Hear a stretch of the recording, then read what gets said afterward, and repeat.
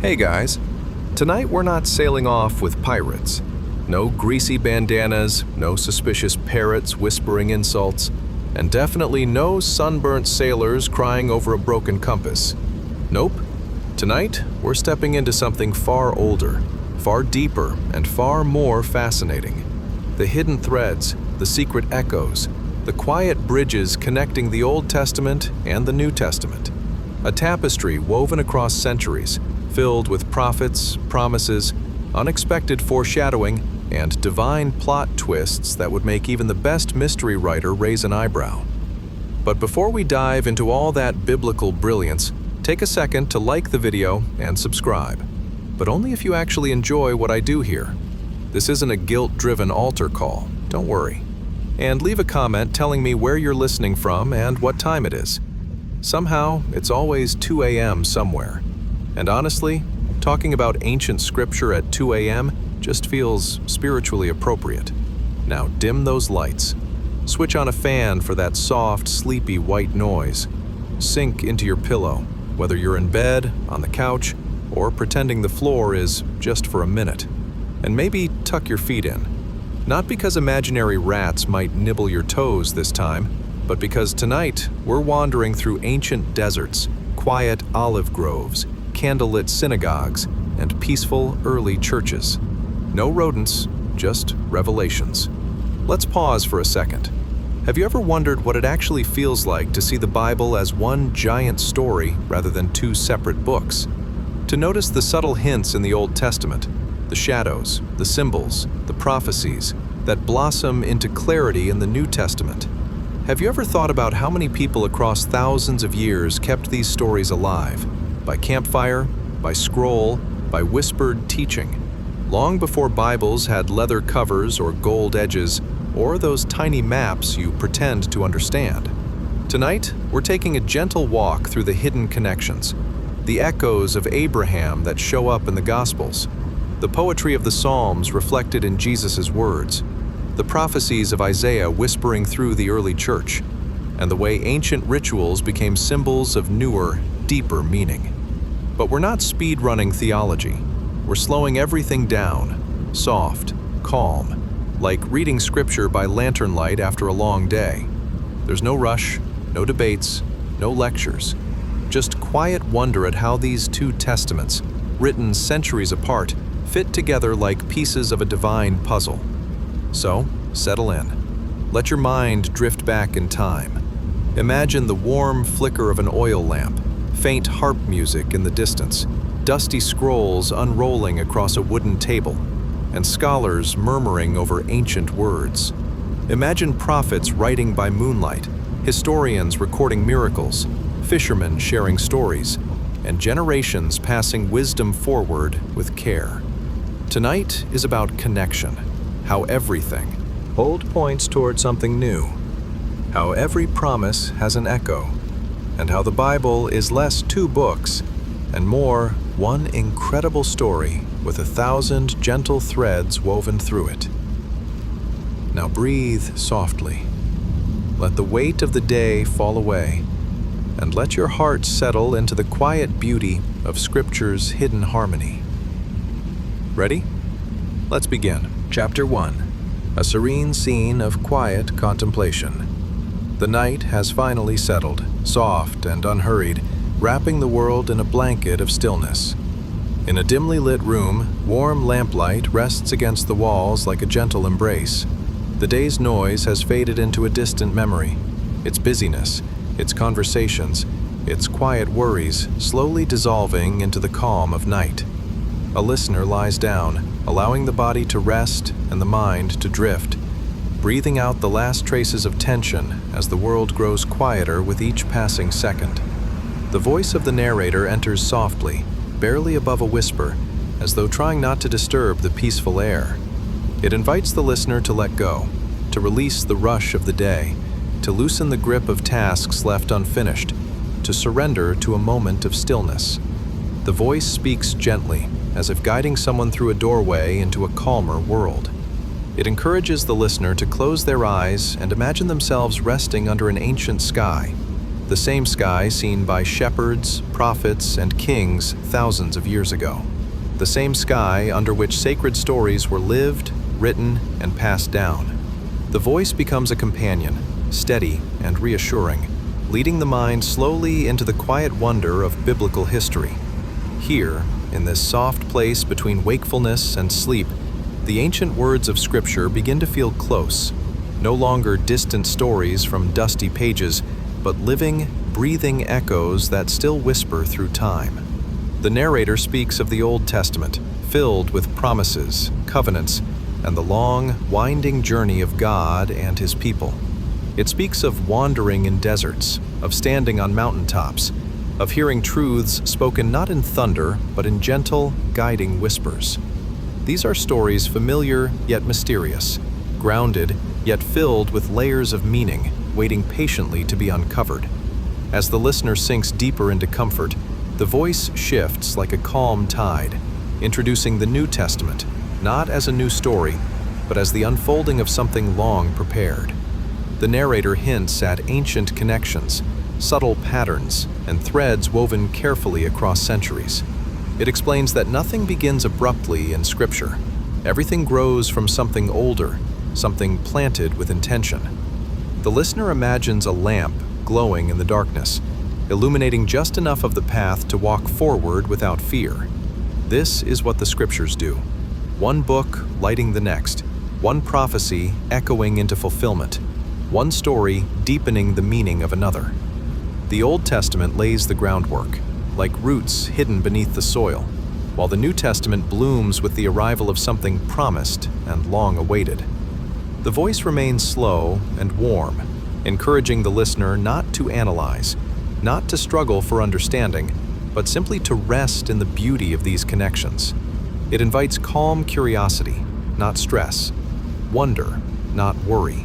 Like a traveler sitting beside a quiet river, it encourages the listener to let the stories flow gently past, carrying their wisdom without effort. Ancient words begin to feel like threads in a tapestry, some bright, some subtle, some barely noticeable until you step back and see the fuller picture. Promises spoken to Abraham pulling gently toward their fulfillment. Prophecies whispered by Isaiah, drifting like soft wind toward the Gospels. Patterns of sacrifice, redemption, forgiveness, and love, flowing seamlessly from the earliest pages to the final ones.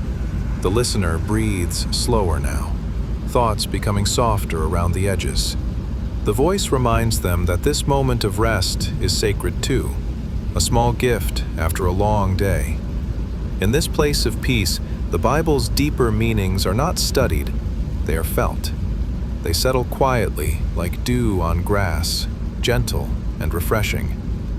As the scene grows even more serene, the narrator promises that tonight's journey is only beginning. There are stories to explore, mysteries to uncover, and threads of divine purpose waiting to be gently traced. But for now, all that is needed is rest. Rest and a heart open to wonder. Chapter 2. The Crown and the Garden.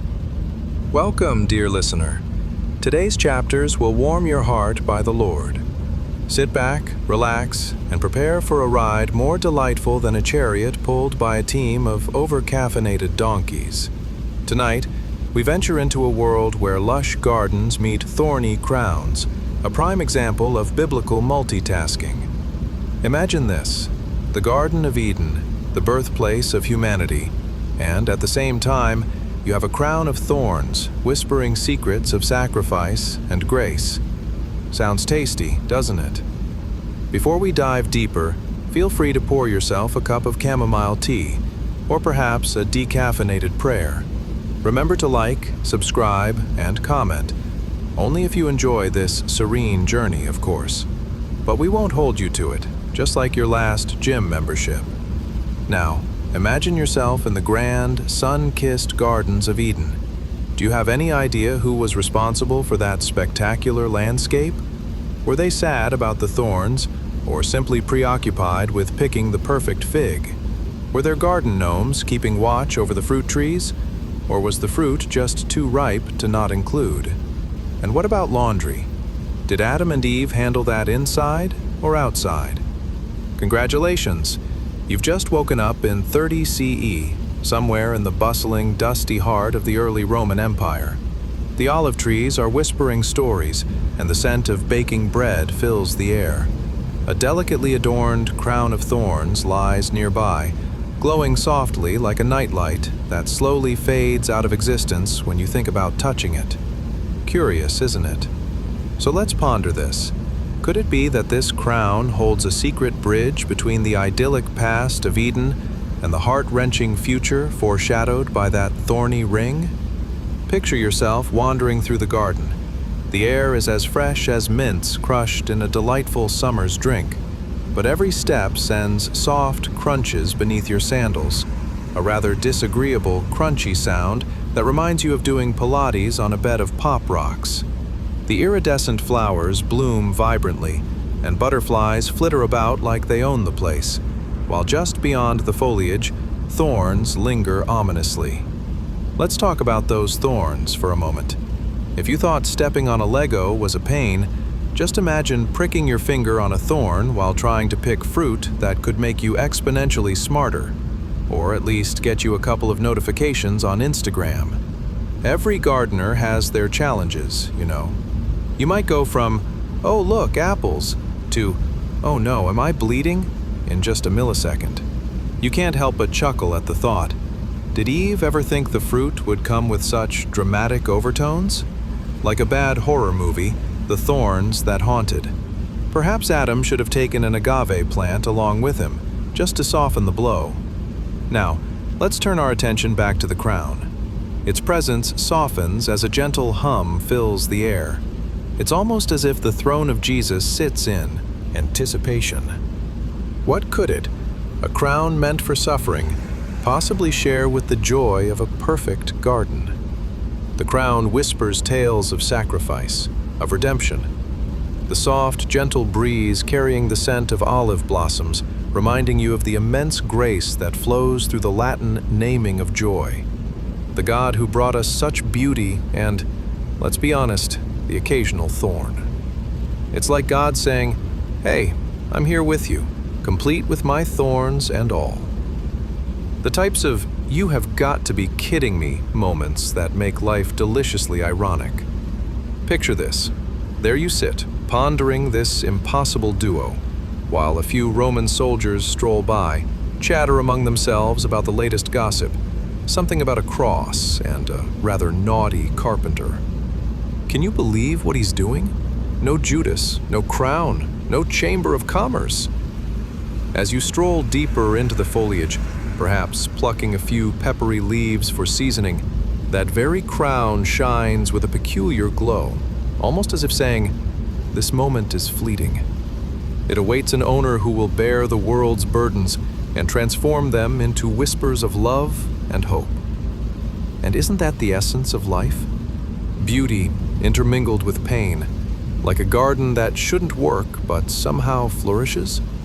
Just as the flowers beckon and the thorns gnash their teeth, lapped by the calming whispers of eternity, you realize that even amid the prickly uncertainty, joy finds a way.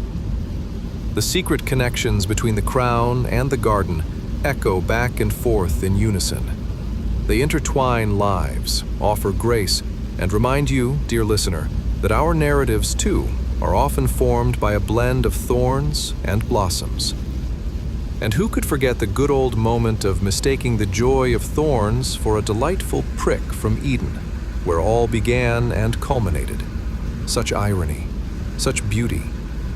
So, as sleep beckons on golden wings, allow the soothing thoughts of gardens and crowns to lull you into a gentle slumber, where every thorn and flower holds hands, whispering sweet symphonies until the dawn arrives. This segment aims to maintain a soft tone laced with humor, while exploring the connections you requested, following the specifications you provided. Let me know if there's anything else you'd like adjusted or expanded. Chapter 3: Baptism and the Breaking Waves. Welcome, dear listener. Today's chapters will warm your heart by the Lord. Tonight, We dive into a scene that's cooler than a monk with a popsicle in an ice bath. Picture this: the vast, beautiful Jordan River, bustling with onlookers, in the year 30 CE, and on the other side, a scene ripped straight from immense cinematic splendor, Moses parting the Red Sea. Will it be an epic showdown of one great event reflecting another? We'll find out. Grab your favorite blanket because we're about to set sail. Before we paddle further into the waves, don't forget to like, subscribe, and comment. Only if you really, truly enjoy this, of course. Just like that hefty meal you promised yourself you'd cut back on for New Year's. We know how that goes. Now, close your eyes. Imagine the sound of the rushing river and how it dances with the wind, akin to a toddler trying to show off their skills on a sugar high. But here's the kicker. Do you ever wonder what it was like for the folks in ancient times as they watched their future Messiah step into that very water? Were they mainly concerned about the local fish getting splashed out of their homes? Did they think, "Oh no, not another divine water ballet"? Congratulations, you've just woken up in the early Roman Empire and, oh, look at that. Your feet are in the Jordan River. The water is refreshingly cool, like a nice mint tea on a particularly hot afternoon. And all around, priests and gatherers buzz about like bumblebees huddled around a pot of honey, eager to witness the day's miracles unfold. As a gentle breeze ripples through the trees, mixing that sweet smell of olive oil with wet earth, you might catch a glimpse of an oddly dressed man. Could it be John the Baptist? With a beard as unruly as your Uncle Bob's after a big Thanksgiving feast, he's here calling out, "Repent, the kingdom of God is near." And you think, where do I sign up for that VIP list? Now let's talk waves. The ones that parted when Moses threw his staff into the Red Sea. What a dramatic entrance. Imagine the Pharaoh's eyebrows raising higher than a kite in a hurricane. The Israelites were basically holding their breaths, half expecting the waters to crash down just as swiftly as Judy's drama during karaoke night. Those waves must have looked like they were auditioning for America's Next Top Model. Look at us. We can be bold and daring. Spoiler, they were. But let's not forget Jesus, brave enough to call for baptism in this very river. He steps into the water, and lo and behold, the calm serenity contrasts mightily with the chaos of parting waves centuries ago. It's like the ultimate family reunion where Aunt Edna and Uncle Joe fight over who gets the last piece of pie, and suddenly, there's a snap. The scene quiets as heaven's own voice echoes down, announcing, "This is my son, whom I love." And everyone's left thinking, "Fantastic! Now I need to rethink my life choices." Imagine for a moment the buzz that envelops the crowd. First Moses parts the seas, then we have the audacity to see the Messiah? Can I get an amen? One rambunctious onlooker breathes, "It's just like that time my cousin took his dog surfing. You never know what you'll witness in life." Stepping carefully across the bank, you teeter on the edge between water and the realm of humans. The air is thick with anticipation, and you can almost taste the longing for salvation. As you wander through this river universe, scratching your head while wondering what seasoning they used in those ancient blessings, you notice the strong ripple of connection between the two miraculous moments. Aren't we all just looking for a bit of clarity while navigating life's turbulent waters, whether they're physical or emotional?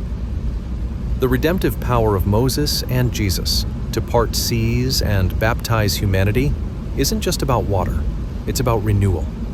From fleeing bondage to beginning anew, which reminds you, are your resolutions still holding, or are they also floating downriver? Much like never-ending laundry day when you think you've conquered Mount Washmore, only to find it returning with its friendly companions at the bottom of the basket. So as the evening settles, your heart feels a gentle closeness to both the water and the spirit. You realize these ancient events were less about the drama and more about connection, that timeless thread between humanity and divinity, weaving lessons through every splash. Whether waves roar or gently lapping at your ankles, both journeys yield the fundamental truth. Redemption is available to all. As sleep enchants you on this reflective journey, let the echoes of the waters and the whispers of the divine cradle you. Tomorrow brings a new day, just like the Israelites had a whole new adventure awaiting across that mighty sea. Isn't that the essence of faith? Taking the risky leap even when your GPS seems to be on the fritz? Sweet dreams, dear listener. Feel free to let me know if you have anything specific you'd like adjusted or additional segments that you'd like to explore. Chapter 4. The Mountain of Faithful Waiting. Welcome, dear listener. Today's chapters will warm your heart by the Lord. Tonight we're wandering up an empty, silent mountain. Mount Moriah, to be precise. And let me tell you, it's quieter up here than during Aunt Gertrude's annual bingo night when no one wins. So grab your cozy blanket and maybe a nice chamomile tea if you're feeling fancy. It's about to get profound, and possibly a bit silly. Now, let's imagine how Abraham must have felt after his unforgettable test of faith. Do you ever think about what the rush of emotions would be like? Picture standing alone on this majestic peak wondering, did I leave the oven on at home? Is God watching, or did he go for a coffee break? You know, the usual anxieties. Maybe even spotting a goat he just hoped wouldn't come up to chat. But I digress. Before we ascend, let's take a moment together. Just think, what would you be doing if you stood on a mountain back in 30 CE? Would you be contemplating the universe, gazing as if pondering life's biggest questions? Or would you be secretly wishing for Wi-Fi so you could scroll through TikTok? In ancient times, perhaps everyone wondered where the water cooler was, or if they really needed to carry their trowel up a mountain for casual rock climbing. Congratulations, you've just woken up in the early Roman Empire. Look around you. Before you is the expansive Mount Moriah. It's kind of like that one road trip where your GPS stops working, and all you have is a fold-out map that could double as a parachute. The air is charged, a gentle breeze flows, carrying whispers of past events like secrets wrapped in clouds. There's a faint echo of ancient footsteps on rocky pathways, leading to the epic story at hand. Ah yes, the life of the faithful servant, standing tall, looking up at the sky with eyes wide open. Imagine the sunlight filtering through the clouds against that rugged rock. Oh, the drama of it all, right? How glorious it is to have a personal rendezvous with the Almighty. But wait, why do I sense something rather humorous about this? Would he have been thinking, I really should have brought a hat? Or perhaps, God's probably reveling in my struggle this time. Maybe even, how do I explain this to my mother? And as you're up on Mount Moriah, your stomach suddenly growls like a lion at dinner time. You think, this is a dangerous mountain climb, but why didn't I pack those snacks I never intend to eat anyway? Isn't it amusing? For all the spiritual elevation, hunger still befalls us, even in the presence of God. As the sun begins to set, you stand there in silence, not even a silly bird to distract you. All you hear is perhaps a gentle breeze wafting by, reminding you it's a little chilly, but not too cold to make you regret your life choices, thankfully. It's as if Abraham was a grandparent at Christmas time, silently judging your life decisions. Soon, you notice a flicker of something overhead, like stars gathered for a gossip session, eagerly awaiting the arrival of a new chapter. And just when you think the moment couldn't get any heavier, imagine Abraham's heart, the man who waited patiently, who went through his own tests and found himself grappling with the needs of the dire world below. Quite the contrast, eh? Fast forward just a tad, and you'd be witnessing another monumental moment. Jesus on this very mount. He specialized in making resplendent ascensions, like someone pulling off a perfectly reversible suit jacket right out of a magician's hat. That bridge between the Old and New Testaments forms, and who would have thought it would be as simple as the rising of the stars? As you gaze upward now, you envision Jesus ascending, going from this earth to heaven, waiting for his bride, the church, in a romance so profound it could make any grand novel turn green with envy. Could it be that funny goat you envisioned earlier made its way into heavenly meetings? What, me? An intercessor for God? This moment, dear friend, connects Abraham's steadfast stand of faith with Jesus' awaited reunion. It's as if the universe plotted a cosmic fairy tale, reminding everyone that no matter how solitary you feel on your own mountain of trials, a greater purpose lies within those waiting moments. Ever think of it like house renovation? Your basement might feel like a disorganized mess, full of old paint cans and broken dreams, but with a bit of faith, it could become a glorious entertainment space. Imagine the laughs you'd have at outdoor barbecues as you put the spatula down and enjoy a burger made with love. As the tranquility of the moment envelops you, let the echoes of struggles and victories travel through you. May you find rest in knowing that even when you're standing alone on your own Mount Moriah, there hangs a promise for reunion and a grand story yet to unfold. Every step might lead you closer to a divine connection, even if it's absent-mindedly pondering the practicality of goat snacks. Now, let the mountains surrender to the soothing rhythm of your breath. Peace be upon you as your own spirit ascends to quiet, awaiting that gentle embrace of solace and rest. Sweet dreams, dear listener, for in this vastness of time, you are exactly where you need to be. Chapter 5. The Reluctant Camel and the Quest for Love. Welcome, dear listener. Today's chapters will warm your heart by the Lord.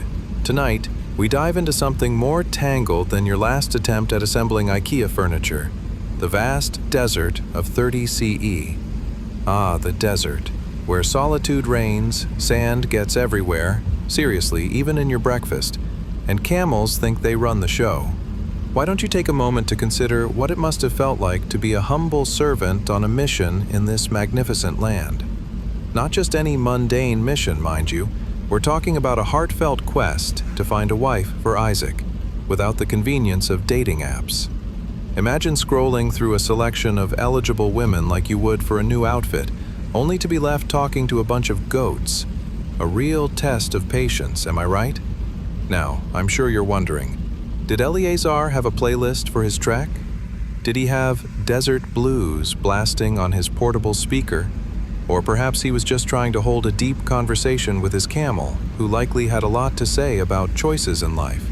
Why doesn't he ever get to ride in one of those fancy carriages like the Romans? Or did camels take personal offense to that idea? And what about all of those precious gifts he was carrying? Diamonds, gold, and fancy fabrics. What were they thinking? Oh yes, darling, here's a beautiful necklace I risked my life for while dodging random cacti.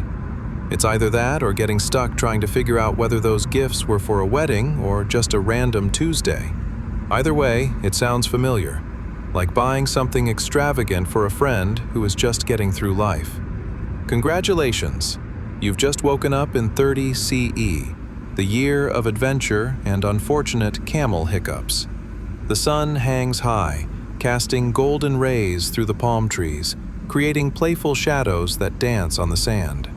You can feel the unmistakable heat radiate from the sand beneath you, as Eleazar, the determined servant, sets his course through the vast, dry landscape, his trusty camel plodding along, probably dreaming of lush pastures and an all-you-can-eat buffet of fresh grass. Let's talk about this camel. Isn't it fascinating how animals can have such distinct personalities? Your camel, for instance, is stomping through the sand, looking like it's been trained less for carrying precious cargo and more for playing the role of a stubborn mule. Picture Eleazar exhaling a long sigh as he mutters, "Camel, if you don't start moving faster, we might just end up in a desert sitcom," as if that were a legitimate threat. As they journey onward, the gentle thud of the camel's steps seem to echo mingled laughter, with every footfall suggesting, "Where's the party?" Meanwhile, a curious dandelion dust cloud dances alongside them, caught in the rhythm of the desert wind, like a miniature festival celebration just waiting for someone to show up. The landscape shifts, stretching further and further. It's reminiscent of those lengthy family gatherings where Uncle Jerry insists on bringing up his famous chili again. The anticipation for relief, an oasis, a cool breeze, Anything close to not feeling like you're cooking in an oven fills the air. Just imagine Eleazar's thought bubble. Oh, if I could just find that oasis, I could wash my face, drink from the fountain of youth, and let this camel have its moment of glory. And about those gifts? Oh, sure. Imagine a lovely young woman unwrapping what she believes to be a grandfather clock made of gold, only to find out it's just a really elaborate sand timer. Thanks, Eleazar. I've always wanted to remember how much sand is slowly slipping away in my life. It's a gift error waiting to happen. Talk about setting the bar high. The winds of destiny whisper, reminding Eleazar of his master, Abraham, with every crunch of sand beneath his sandals. His thoughts race ahead, pondering how Isaac will receive his bride. Will he drop a fancy line about the weather? Or will it be something like, "Hey there, want to see my father's collection of old goats?" It's tricky navigating the intersection of romance and family heritage in an ancient culture known for such lively matchmaking traditions. Yet as Eleazar pushes on, doubt creeps in, a familiar feeling of uncertainty that gnaws at even the most devoted souls. What if I choose the wrong girl? What if she prefers a more fashionable tone of camel? His gaze flits from sun-kissed dunes to far-off hills, longing for a sign, a divine nudge that would say, "Eleazar, don't sweat it, you've got this." It's like waiting for your turn at a trendy new cafe, only to discover they've run out of avocado toast. Except this is about someone's lifelong happiness. As the day goes on, the sun glimmers like an expensive piece of jewelry, best admired from a distance, but blistering up close. The intensity of the surrounding air mirrors the nervous excitement of Eleazar.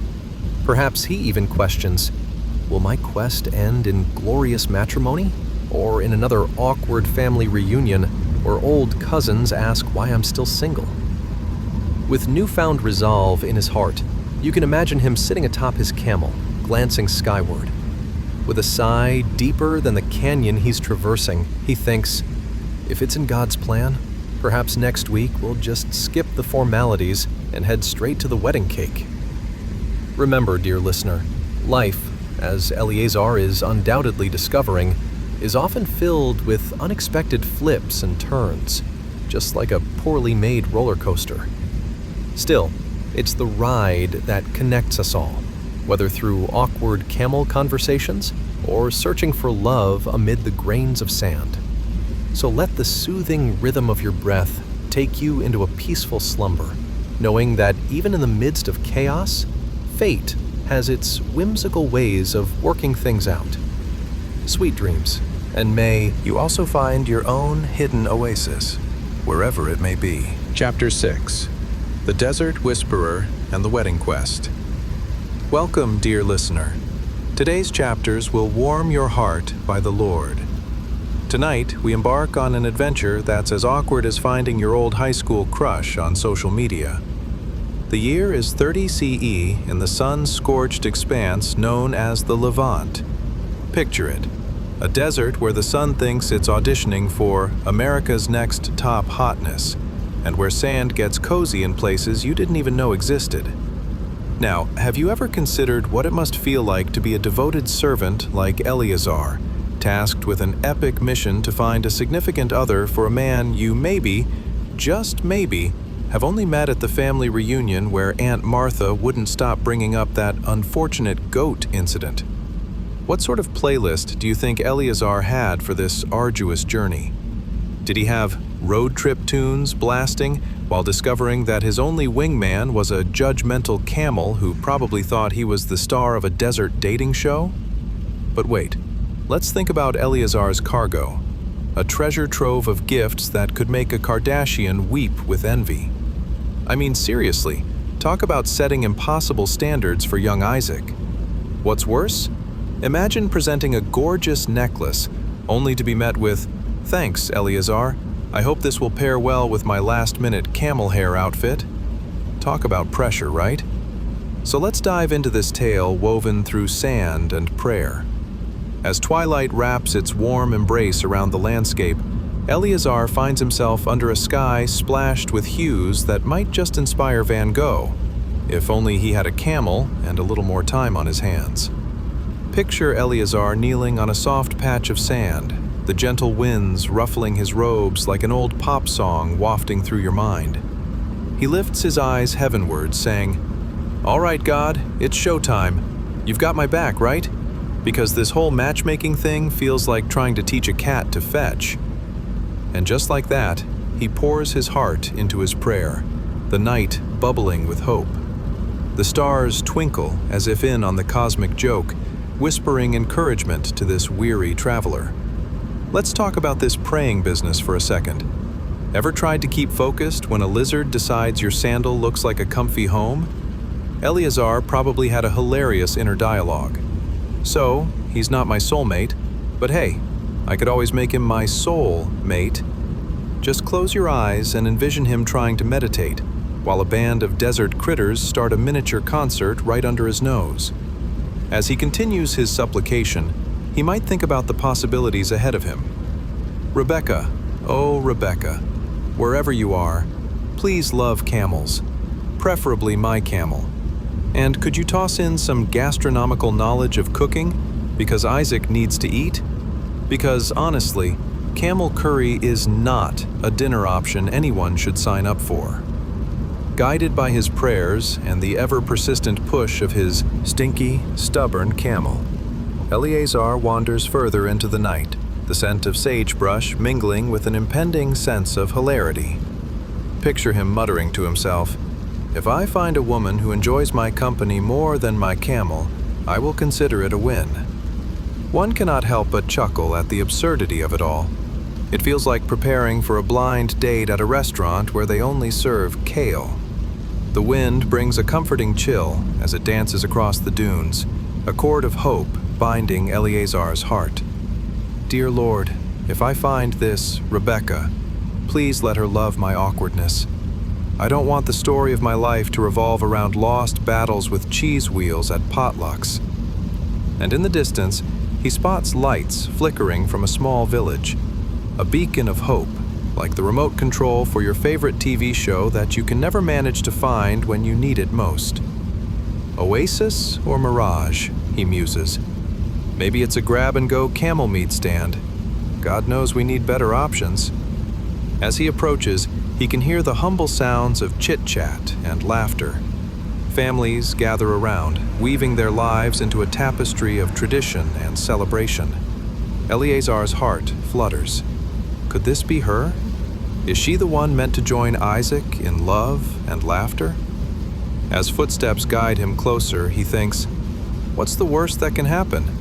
I become the joke of the village when it turns out Rebecca only liked buttoned-down camels.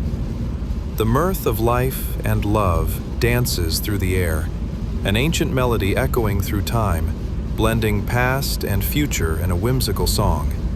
And if you listen closely, you might even pick up on it. So as you settle in tonight, dear listener, imagine the determination in Eleazar's heart and the endless charm of the unknown. Life, transcending centuries, teaches us that the path to love can be filled with unexpected hilarity, even if it often requires a good prayer, a noble steed, and a handful of camel hair. Sweet dreams. As you drift off into slumber, remember, sometimes the most delightful love stories begin with a little absurdity and a twist of faith. Chapter 7. The Well of Declarations and Camel Connoisseurs. Welcome, dear listener. Today's chapters will warm your heart by the Lord. Tonight, we traverse a landscape more stifling than an overcooked Thanksgiving turkey in 30 CE, where the sun plays hide-and-seek behind the mountains, and where every drink you take feels like merely teasing your thirst. Now, imagine your life were a Hollywood script, but one where instead of scriptwriters, divine providence is crafting the plot twists. Have you ever pondered what it would be like to project manage a marriage proposal on behalf of your master, perhaps to a woman you've never even met? Oh, and did you notice? She has to be proven by her exceptional skill in, get this, drawing water for not just one, but plenty of very thirsty camels. Who knew dating standards could be so camel-centric? And let's talk about our hero today, Eliezer, a faithful servant who carries not just a ring, but the very essence of determined spirit, supported by a whole entourage of camels. I mean, think about it. What a conversation starter. Do you think Eliezer had a little dance to celebrate every time a camel actually wanted to drink? Finding a wife for Isaac might sound like swiping right on a dating app filled with, how shall I say, overly thirsty candidates. As you nestle into your night of dreams, allow your mind to roam freely through this sun-bleached tale. Picture Eliezer standing at a well, the sound of dripping water breaking the stillness as if it were a plot twist crying for attention in an otherwise mundane desert scene. "Hold my camels," he seems to whisper to the sky, as if requesting divine assurance, because if this goes sideways, I'll have to show Isaac the definition of soul-searching in a desert. Let's pause for a moment to think about that well, an oasis where rustling robes and whispered prayers interlace with the buzzing of ants, possibly questioning their life choices about being so industrious when the sun shines down like a spotlight on an amateur talent show. Would the ants form an audience or speculate on why Eliezer hasn't yet bust out his best dance moves? "Dear Lord," he begins, raising his eyes like a reporter launching into a live broadcast. "Please send someone with the water-pouring finesse of a barista at a fancy cafe.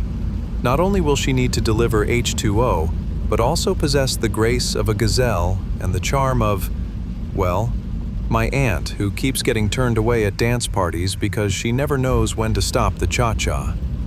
And as the first rays of the morning light spill over the horizon, it happens. Out of the shimmering heat haze appears a woman. This isn't just any woman. She practically glows. Is it divine light? Or has she mastered the art of applying olive oil in a way that makes every day feel like a glam photo shoot? "Who is this?" Eliezer whispers to himself, with a fleeting blend of hope and bewilderment. A woman appears. She's about to turn this desert ordeal into a scene that belongs in a sandy rom-com. For the tale that always includes the phrase, "what an awkward moment," now throws a curveball. It's like walking into an uncomfortable family gathering only to discover you're the intended surprise guest. Yet, let us not forget, it's not just about water. It's about who pours the water. Ever tried filling up a cup at a party while avoiding the judgmental glances of that one relative who's always heard whining about the dowry? Our heroine, Rebecca, appears, and like a seasoned illusionist, she sweeps into action, pouring water with the gusto of someone who's just heard they won a lifetime supply of organic hummus. Eliezer watches as she forms a rhythm, pouring water with fluidity that mirrors the anguished prayers he'd just presented. "Is it just me? Or is that an Oscar-worthy performance?" he muses, part laughter, part reverence. From the reflection of the well, one can see the two worlds collide, the present and the anointing of futures. More decisive than a three-point turn gone wrong, the servant's heart swells as he realizes Rebecca is the answer to his prayers and the unknown recipient of the most show-stopping engagement ring. Just think, could Eliezer possibly be the first individual in history to knight a woman with a camel sipper badge? Probably not, but it does set up an amusing picture. Can you imagine the first brunch where Isaac beams with pride, saying, "Not only did I marry the love of my life, but she can fill the troughs faster than you can say, infinite water supply." Who knew efficient hydration could spark an eternal flame of love? So as you wind down into your dreams tonight, let your thoughts flow like that sweet water from the well, imagining Eliezer's mix of joy and disbelief as Rebecca fills not just the camel's troughs, but all his hopes of the future with hope. Whoever knew that divine matchmaking included a thirst-quenching gig? May the quiet seams of this sacred quest fill your dreams with love, laughter, and perhaps an occasional camel regularly fluffing up its fur with intrigue. Sweet dreams, dear listener. As you drift off, remember that sometimes true love can begin at a well, and the journey could be just as refreshing as a bucket full of cool water on a hot desert day. Chapter 8. The Servant at the Doorway of Dreams. Welcome, dear listener. Today's chapters will warm your heart by the Lord. Now gather around and dim the lights, because tonight we're diving into a world more tangled than your earbuds after a week in your pocket. Picture this: the early Roman Empire, 30 CE.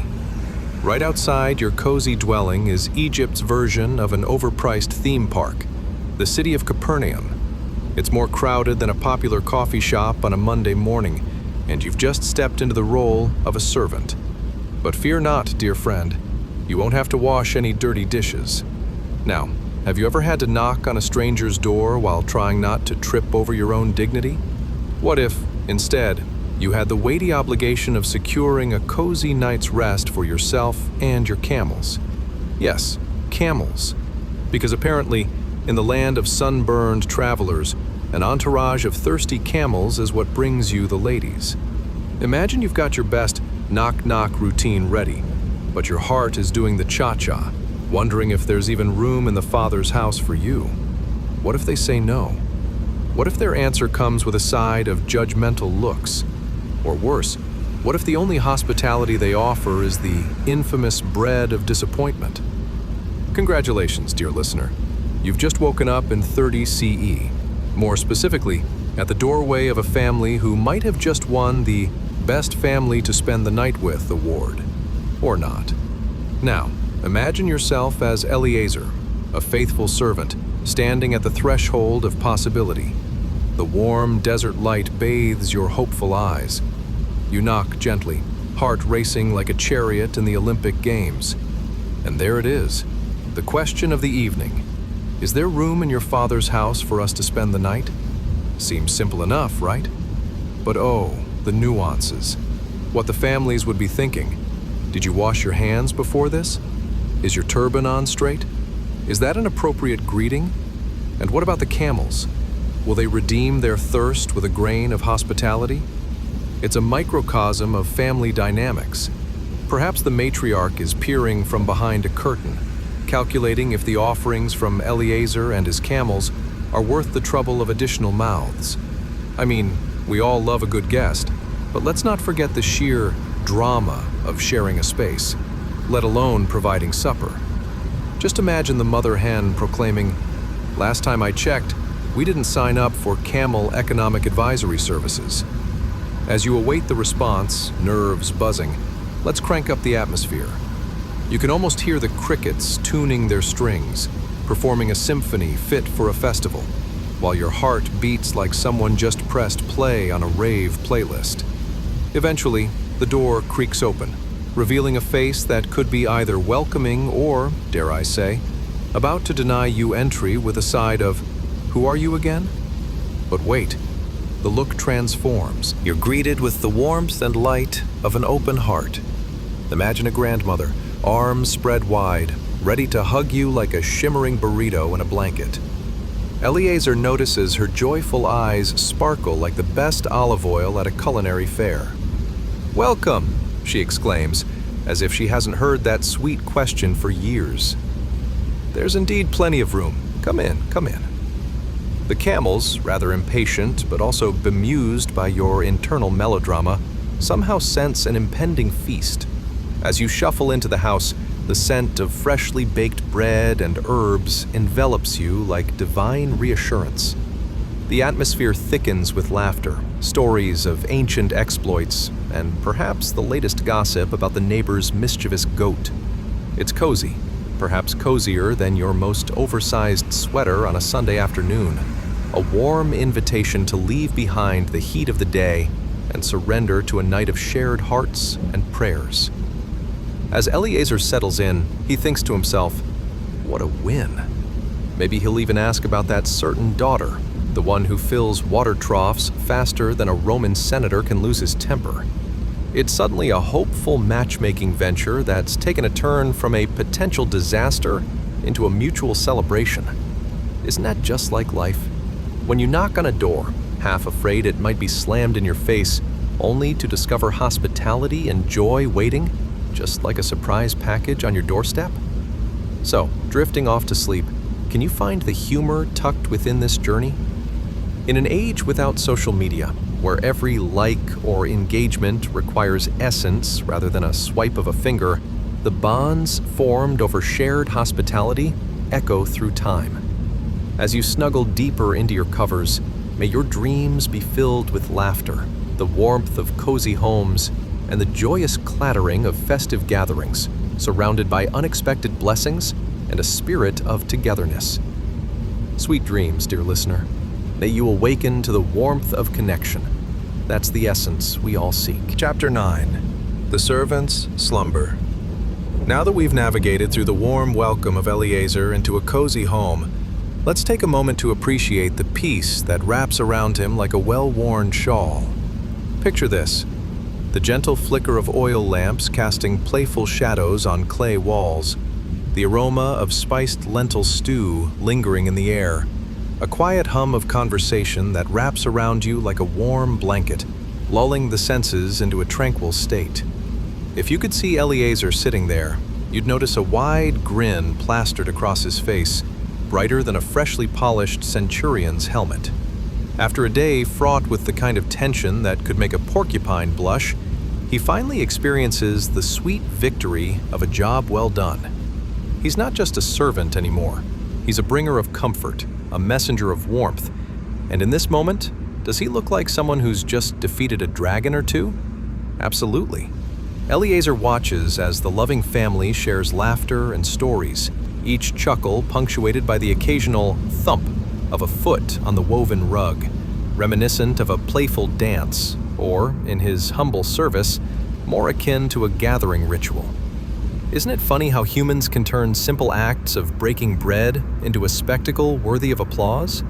Just imagine if daily meals were televised, world-famous chefs competing for the best family dinner, complete with dramatic music as they whip their families into a joyous cheer. But here, within these mud brick walls, the family treats hospitality like a fine art form. Amidst the raucous laughter, Eliezer's heart swells with gratitude. If you've ever felt the warmth from a freshly baked loaf of bread, or the first sip of tea on a chilly afternoon, you'll understand the weight of contentment settling over him like a blissful cloud. And now for the truly unexpected twist of humor. Imagine if Eliezer's camels, the very creatures who served as his reluctant entourage, decided they, too, deserved a seat at the table. Picture a midlife crisis among camels as they eye Eliezer, silently judging his loaf-sharing abilities while conspiring to make the night as dramatic as possible. What would their conversation sound like? You know, back in the day, it wasn't all about two-legged transport. Isn't it a bit awkward just lying around while the two legs feast? Just then, the little girl of the family dashes over to Eliezer, handing him a generous portion of bread and a bowl of stew that could only be described as a savory embrace. With wide, curious eyes, she asks, "Sir, have you ever seen a unicorn?" Now, isn't that a charming question to ponder as you tear into your meal with the guile of a seasoned knight? As he contemplates how one might answer, "Yes, little one," especially the ones that lived next door, but they were quite temperamental. He finds himself lost in laughter, further solidifying that warm spot of joy nestled in his chest. The weight of his mission melts away, and for the first time today, he feels the weight of his spirit lightening, as if he just dropped a cumbersome load of spices meant for the marketplace. The din subsides as Eliezer allows himself to be lost in bliss, half wondering if he should thank his lucky stars for a meal like this, or brace for the inevitable chaos that might erupt from a herd of disgruntled camels. He chuckles to himself, imagining the unfortunate soul who would have to step out to explain why one possibly mad camel decided to audition for a drama as old as time itself. An epic chase through the streets of Capernaum.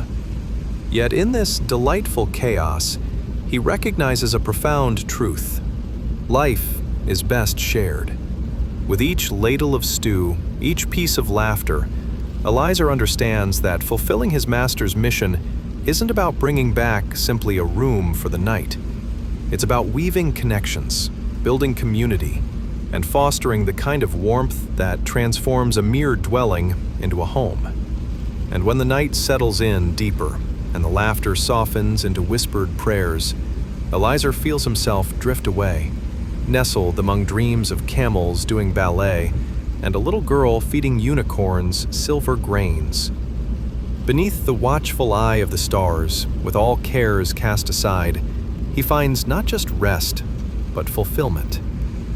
So, dear listener, may you too find your peace and comfort in the small joys of life.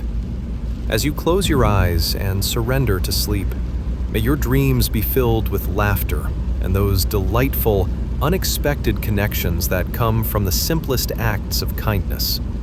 Let your heart be light beneath a curtain of stars, just like Eliezer, as you embrace the gentle sway of slumber. Sweet dreams await you. Chapter 10. The Perilous Moment of Judgment. Welcome, dear listener. Today's chapters will warm your heart by the Lord, with a story so tense you might think it was stolen from the latest Roman drama. That is, if your ex's heart wasn't such a cold iceberg in the winter of 14th century Jerusalem. Buckle up, because we're about to dive into a moment of high stakes that practically has the aroma of sandalwood and sweat wafting through the air, mixed with a dash of scandal. But fear not, there's enough laughter imbued in this tale to keep your spirits buoyant, even as the plot thickens thicker than a babbling brook in mid-spring. Now, if you enjoy this delightful journey through time with a twist of the absurd, why not sprinkle a little love by liking, subscribing, or commenting? Only if you genuinely enjoy it, of course. Take a deep breath, dim the lights, put on that strangely compelling fan you bought during your life-changing online shopping spree, and settle into your comfort zone as we prepare to meet our tempestuous characters. Picture this. What would happen if you woke up in a land where sandals were the latest fashion statement and shouting was an Olympic sport? Contemplate how it feels to navigate a world where a meme didn't exist yet, but gossip spread faster than a runaway chariot. Imagine being thrust into a bustling courtyard where whispers echo off stone walls and the sun bears witness to the absurdities of daily life. What on earth would you do? Join the gossip, perhaps? Scream at the top of your lungs about your forgotten laundry? Or maybe you'd dash for cover as a rogue goat tries to devour your favorite tunic. Let those thoughts swirl while I set the scene. It is 30 CE, and the sun has risen over Jerusalem like a nosy neighbor peering through the curtains of an awkward morning. The city hums with activity, like a hive that forgot to take its caffeine break. Crowds spill into the grand courtyard, their shouts mingling with the sound of merchants hawking their wares. Only these folks aren't selling artisanal candles. They're trading in judgment, fear, and a sprinkle of righteous indignation. Now, imagine you're standing in this sun-kissed chaos, an observer of the historic drama about to unfold. Suddenly, a group of religious leaders bursts forth, dragging with them a woman whose expression dances on the line between panic and defiance, as if she's caught in the world's worst game of tug-of-war. The accusation? Adultery. Truly scandalous in a society where marital fidelity was valued as highly as fine wine. Armed with stone tablets, not the ones that list the latest TikTok dances, these leaders have come to ensnare Jesus in a trap worthy of a Roman pastime. Their faces contort with anger and judgment, suspicions swirling around them like overripe figs on a summer's day. One can almost hear the collective "uh-oh" of the crowd. Amidst this decidedly unfun predicament, you might consider, how did one woman's choices land her not just in a court of judgment, but in the public eye like a boisterous reality star? Are these men genuinely outraged, or are they applying a hefty dose of hypocrisy, like slathering on too much oil before a feast? And fear not if you think judgment is reserved only for ancient days. The same could be said for modern life, where the neighbors await your every misstep like a pack of waiting vultures. Ever felt that uncomfortable sensation that everyone knows your business? Yes, much like when you try to enter the grocery store with mismatched shoes or that suspiciously half-eaten donut. The sun is relentless, a curious observer of this unfolding drama. As the woman stands there, her heart racing faster than a horse on a Roman racetrack, one can't help but reflect. What thoughts swirl through her mind? In a world where her worth is defined by her adherence to the rules, how does she reclaim her identity amidst such an unjust public spectacle?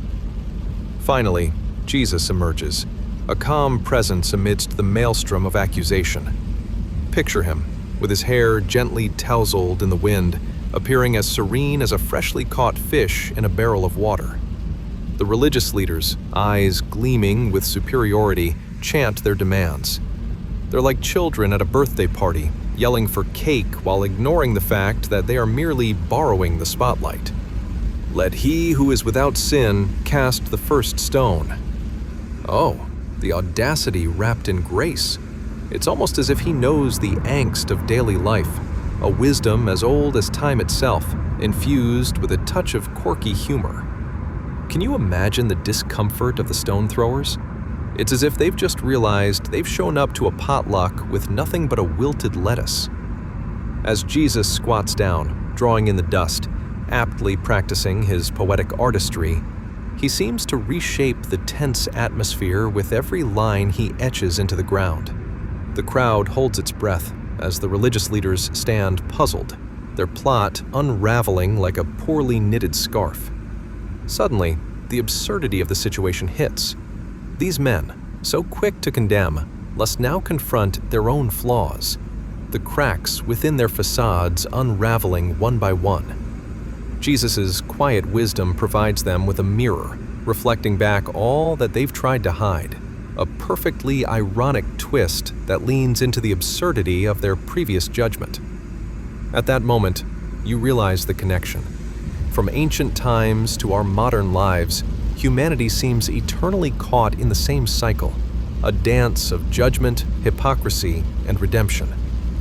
And just like that, the sun sinks lower in the sky, preparing to cast its final rays, as one by one, the accusers slip away, leaving only the woman and Jesus, the victor in an unscripted play worthy of the ages.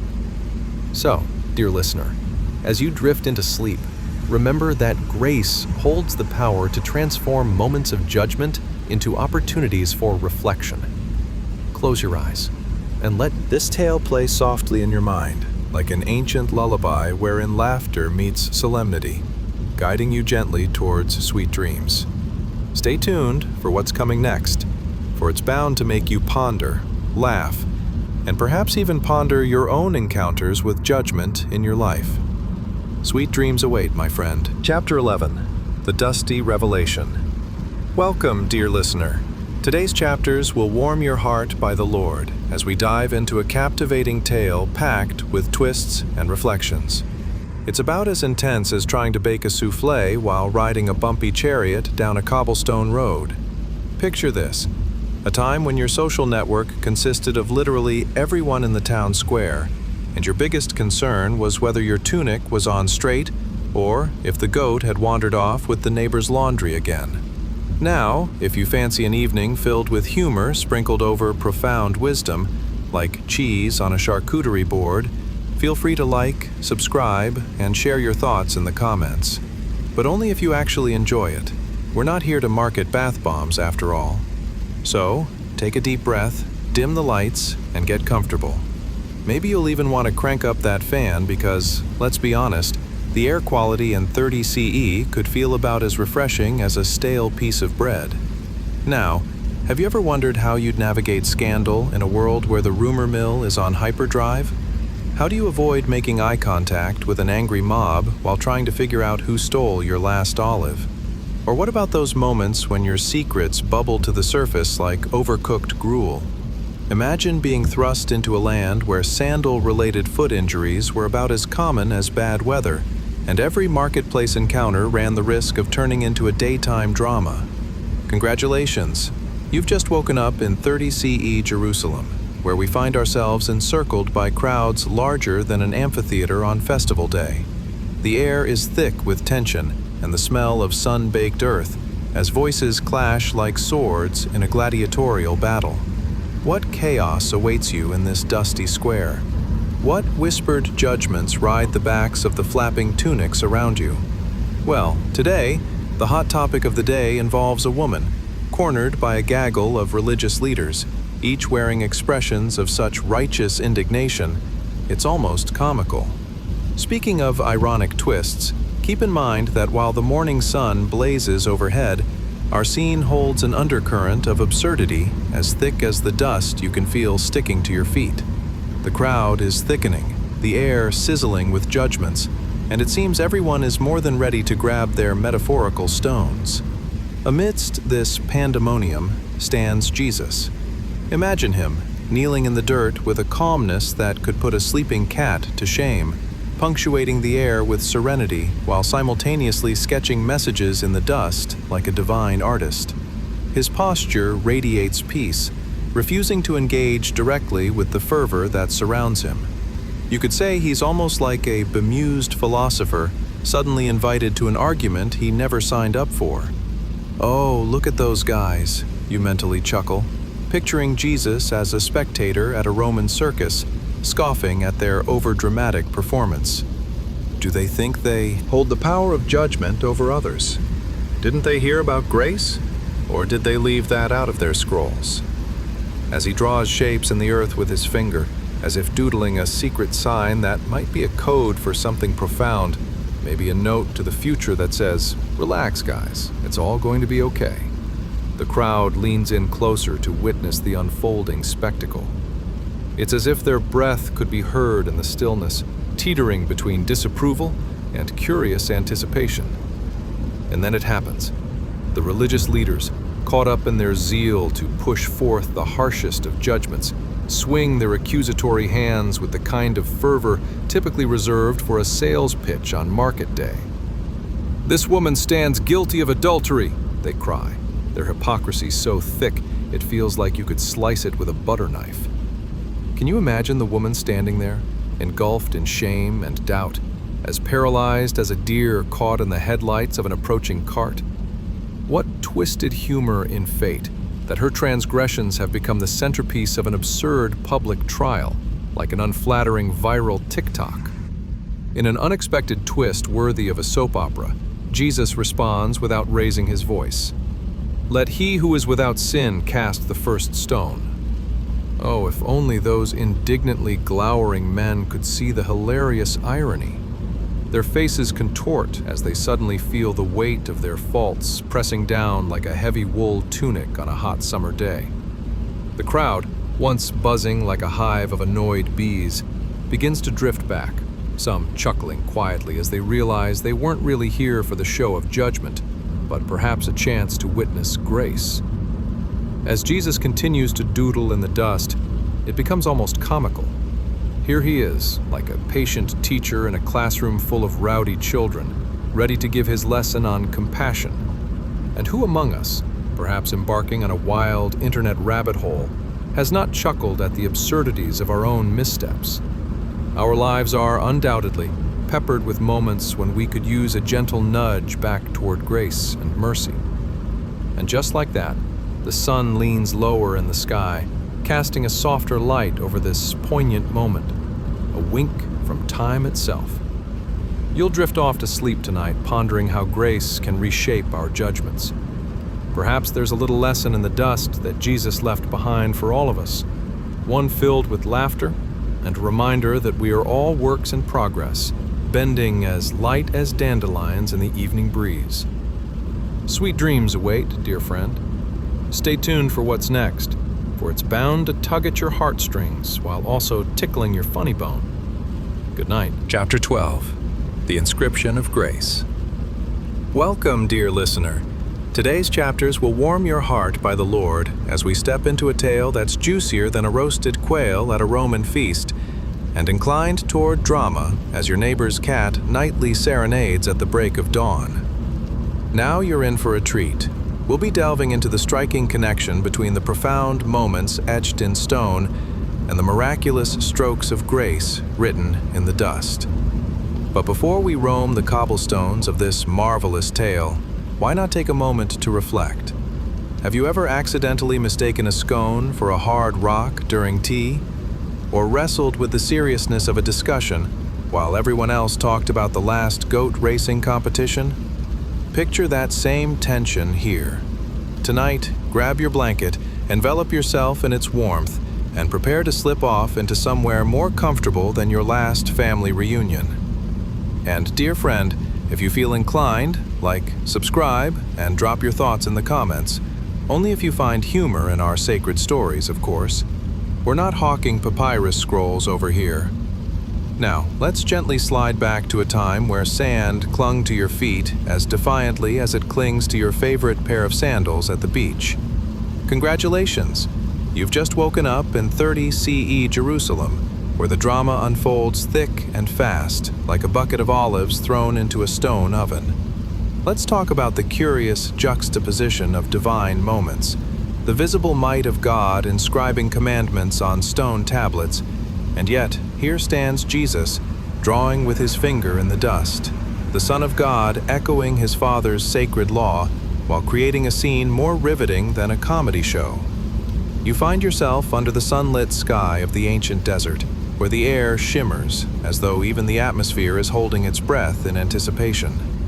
As you glance about, the tension is palpable. It feels like the last slice of flatbread on a dinner table full of hungry mouths. The marketplace, once vibrant with laughter, now feels more like the plot of a tragicomedy, with voices rising and falling like waves on a shore. In the far distance, there's a shadowy mountain, Mount Sinai, whispering fragmented tales of thunder and lightning amidst a cloud of glory. Imagine that, God himself, fingers aglow, carving timeless truths into stone. It's like the original Instagram post, only far more consequential. Now let's shift focus. A nearby commotion has captured your attention. A group of scribes and Pharisees gather like overzealous reality stars, and they've discovered a new contestant in their very own drama. A woman caught in a bind as tangled as a fishing line on a chaotic fishing day.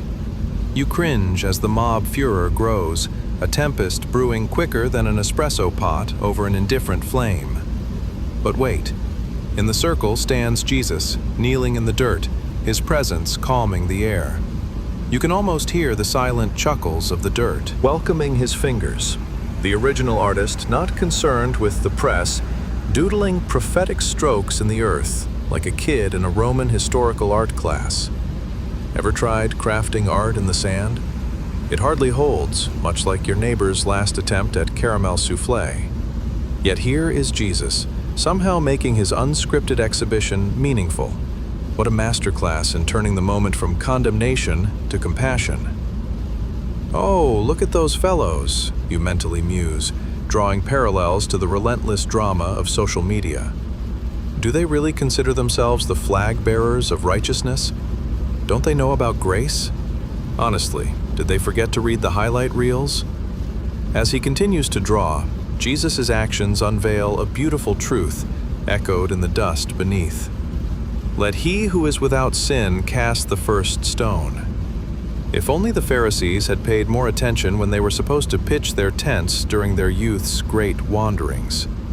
Now, as if suddenly carrying the weight of all their digital misgivings, they shrink back like hedgehogs caught in the sun. Imagine the faces of the crowd as you chuckle quietly. The rigid expressions that once filled the air with indignation slowly transform to expressions filled with discomfort. It's as if Jesus is serving them a gentle reminder, a healed slice of humility topped with the laughter of grace, tasty and nourishing, a perfect antidote to their rigid ways. And here lies Jesus, grace personified, like a beloved grandmother at a family potluck, presenting the ultimate dessert, a recipe that captures the hearts before it even touches the lips. His fingers trace secrets not meant for condemnation, but for restoration.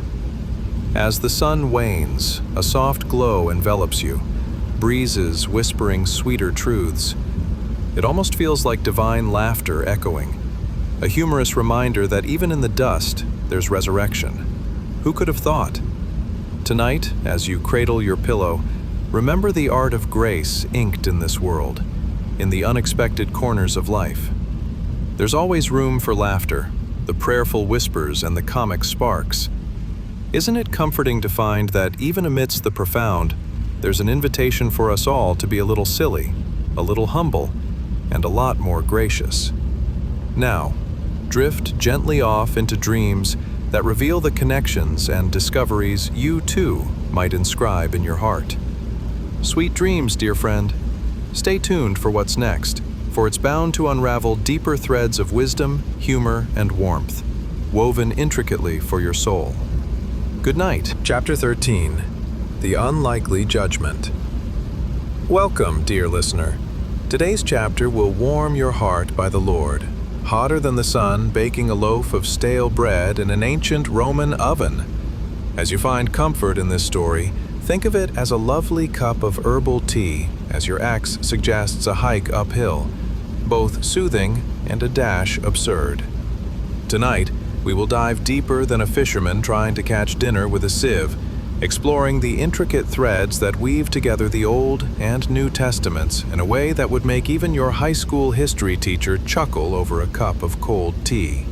But before we unfurl this tale like a finely aged scroll, just a friendly reminder. If you enjoy this narrative journey and don't mind leaving a breadcrumb trail for us through likes, subscriptions, and comments, we'd be ever so grateful. But only if you genuinely find this amusing. No pressure. Now, why not dim those lights, turn on a gentle fan, and snuggle in? Imagine yourself as a Roman citizen, perhaps silently cursing the idea of sandals chafing your toes. Ever thought about what a hassle it must be to find comfortable footwear in the ancient world? Or ponder if the local fish market has gossip as fresh as the catch of the day? So, let's dive right into this biblical world of intrigue. Congratulations, you've just woken up in 30 CE, Jerusalem, in the midst of a drama fit for the biggest summer blockbuster. Except it unfolds under an expansive blue sky instead of glittering lights. Now, let's talk about judgment. The air around you hums with tension, thick enough to slice through like an overripe fig. You can almost smell the suffocating mixture of gossip rippling through the crowd, a fragrance reminiscent of figs and unexpected flatulence.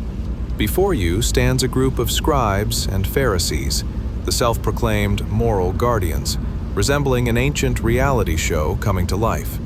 They've ensnared a woman caught in an act, no less scandalous than eating the last baklava at a community feast. Shocked whispers ripple through the gathered crowd like a flock of startled pigeons. There she is, standing in the center, trembling like a leaf caught in a brisk wind.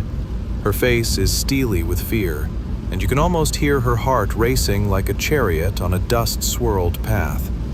The Pharisees, looking as prim as dapper peacocks, are eager to put her on display, hoping to catch Jesus in a wayward moment. They brandish the law, giving it a dramatic flourish while squabbling over who will toss the first stone. Because, of course, public stoning is way more entertaining than knitting circles. You catch a glimpse of Jesus, who uncharacteristically seems unmoved, kneeling to draw with his finger in the dust. You wonder if he's doodling a cat with a fancy hat or the latest viral meme.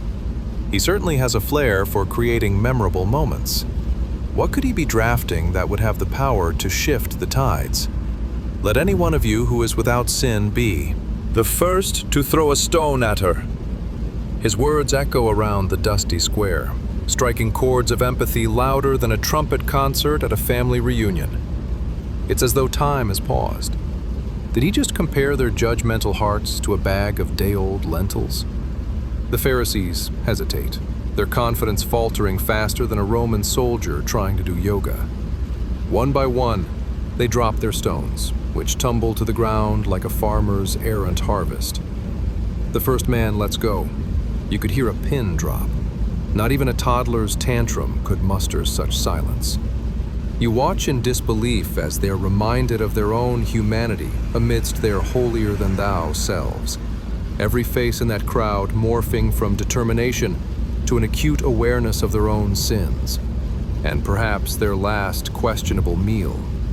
Imagine if their judgment was applied to a local bakery. Wouldn't all of them be struggling with crumbs of guilt over consuming a half-baked loaf of bread?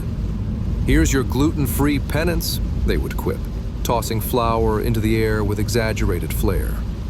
And there, in that profound moment, the mob dissipates, like steam from a freshly brewed coffee left too long without a sip. The woman is set free, the condemnation turned to grace, brighter than the sun soaring high above. Jesus stands to face her, his gaze as gentle as a spring breeze. "Where are those that condemned you? No one?" He smiles warmly, not as a conqueror, but as a friend. "Then neither do I condemn you. Go now and leave your life of sin." His words swirl before you, untainted by malice, echoing through time like a treasured hymn. The crowd clears, but the lesson lingers, a reminder of grace's marvelous outcomes. You let out a soft chuckle, knowing that even in times of judgment, joy welcomes the unexpected. What a peculiar scene, how life can twist moments into laughter rather than despair. As your eyelids gently flutter, rest easy knowing the stories of grace are never too far from our grasp, even beneath the looming shadows of judgment. Sweet dreams, dear friend. Stay tuned for more revelations nestled within the pages of history, where laughter, introspection, and love converge into one glorious tapestry. Good night. Chapter 14, The Last Stone. Welcome, dear listener. Today's chapters will warm your heart by the Lord. Believe me, it's toastier than a bread roll forgotten in the hearth.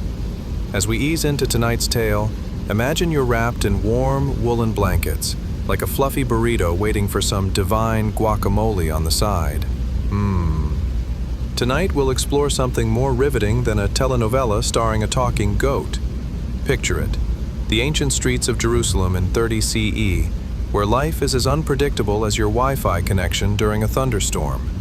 But before we set out on our quest through this dramatic and sometimes absurd world, a quick note. If our little saga delights you more than a surprise cake on your birthday, we'd love your likes, subscriptions, and comments. But only if you actually enjoy this, no pressure at all. Now, let's dim those lights, give your fan a gentle whirl, and make yourself comfortable. Have you ever wondered how it felt to navigate a bustling Palestinian marketplace, wondering if you'd step in something unpleasant with your sandals? Or what it might be like to haggle for the freshest figs while a rabid goat prances nearby, eyeing your lunch? Ah, the joys of practicality in ancient times. Congratulations! You've just woken up in Jerusalem, and it appears the drama is about to unfold. Let's talk about mercy. The sun beats down, casting long shadows on the cobblestone streets as you cross paths with a crowd gathered like sheep seeking the best pasture. They're all a flurry, clutching their stones, whispering judgment louder than a toddler at a candy store. The tension in the air could probably be sliced with a dull knife, though I'd advise against trying it. In the center of the commotion stands a woman, cheeks flushed and trembling like a leaf in a summer breeze. She's caught in the wrong circumstances, much like getting stuck in an elevator with a mime, awkward, uncomfortable, and devoid of options. As the scribes and Pharisees glare at her with all the intensity of 1,000 judgmental grandmothers, you can feel the weight of their disapproval, thicker than the wool coats they wear in the sweltering heat. Yet, off to the side, there is Jesus, the embodiment of mercy itself. He leans down, seemingly doodling in the dust, perhaps sketching the world's first meme, or drawing an epic landscape where everyone wears sandals that fit comfortably. The crowd is too busy pointing fingers and plotting the woman's doom to appreciate the creative genius unfolding before them. The Pharisees, decked out in their flowing robes and brimming with self-righteous indignation, are eager for blood. Figuratively speaking, of course.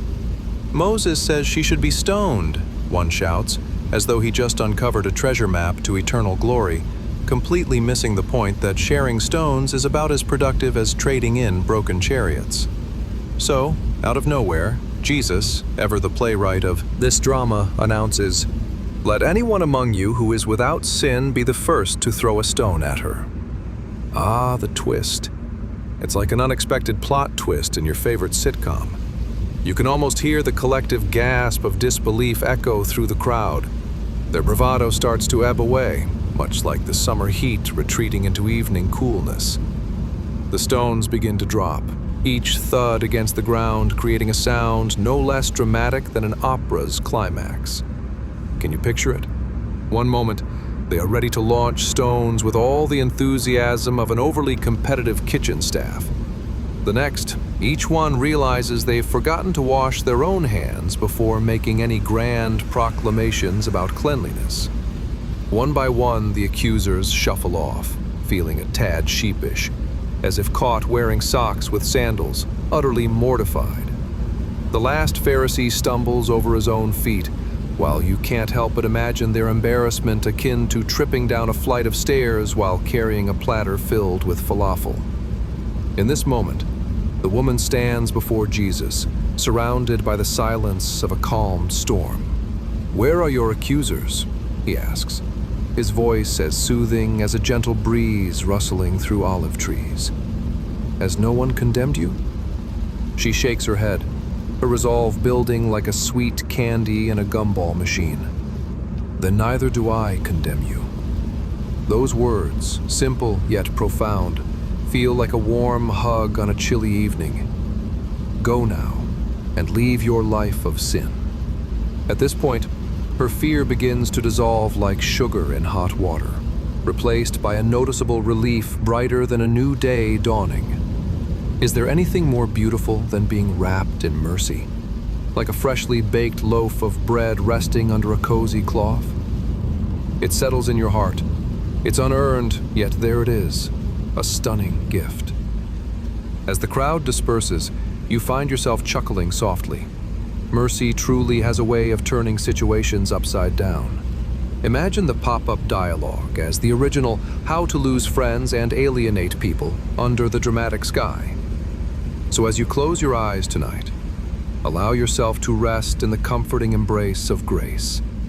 Remember that beneath all judgment lies a profound love waiting to be extended. Sweet dreams, dear friend. Keep your heart light.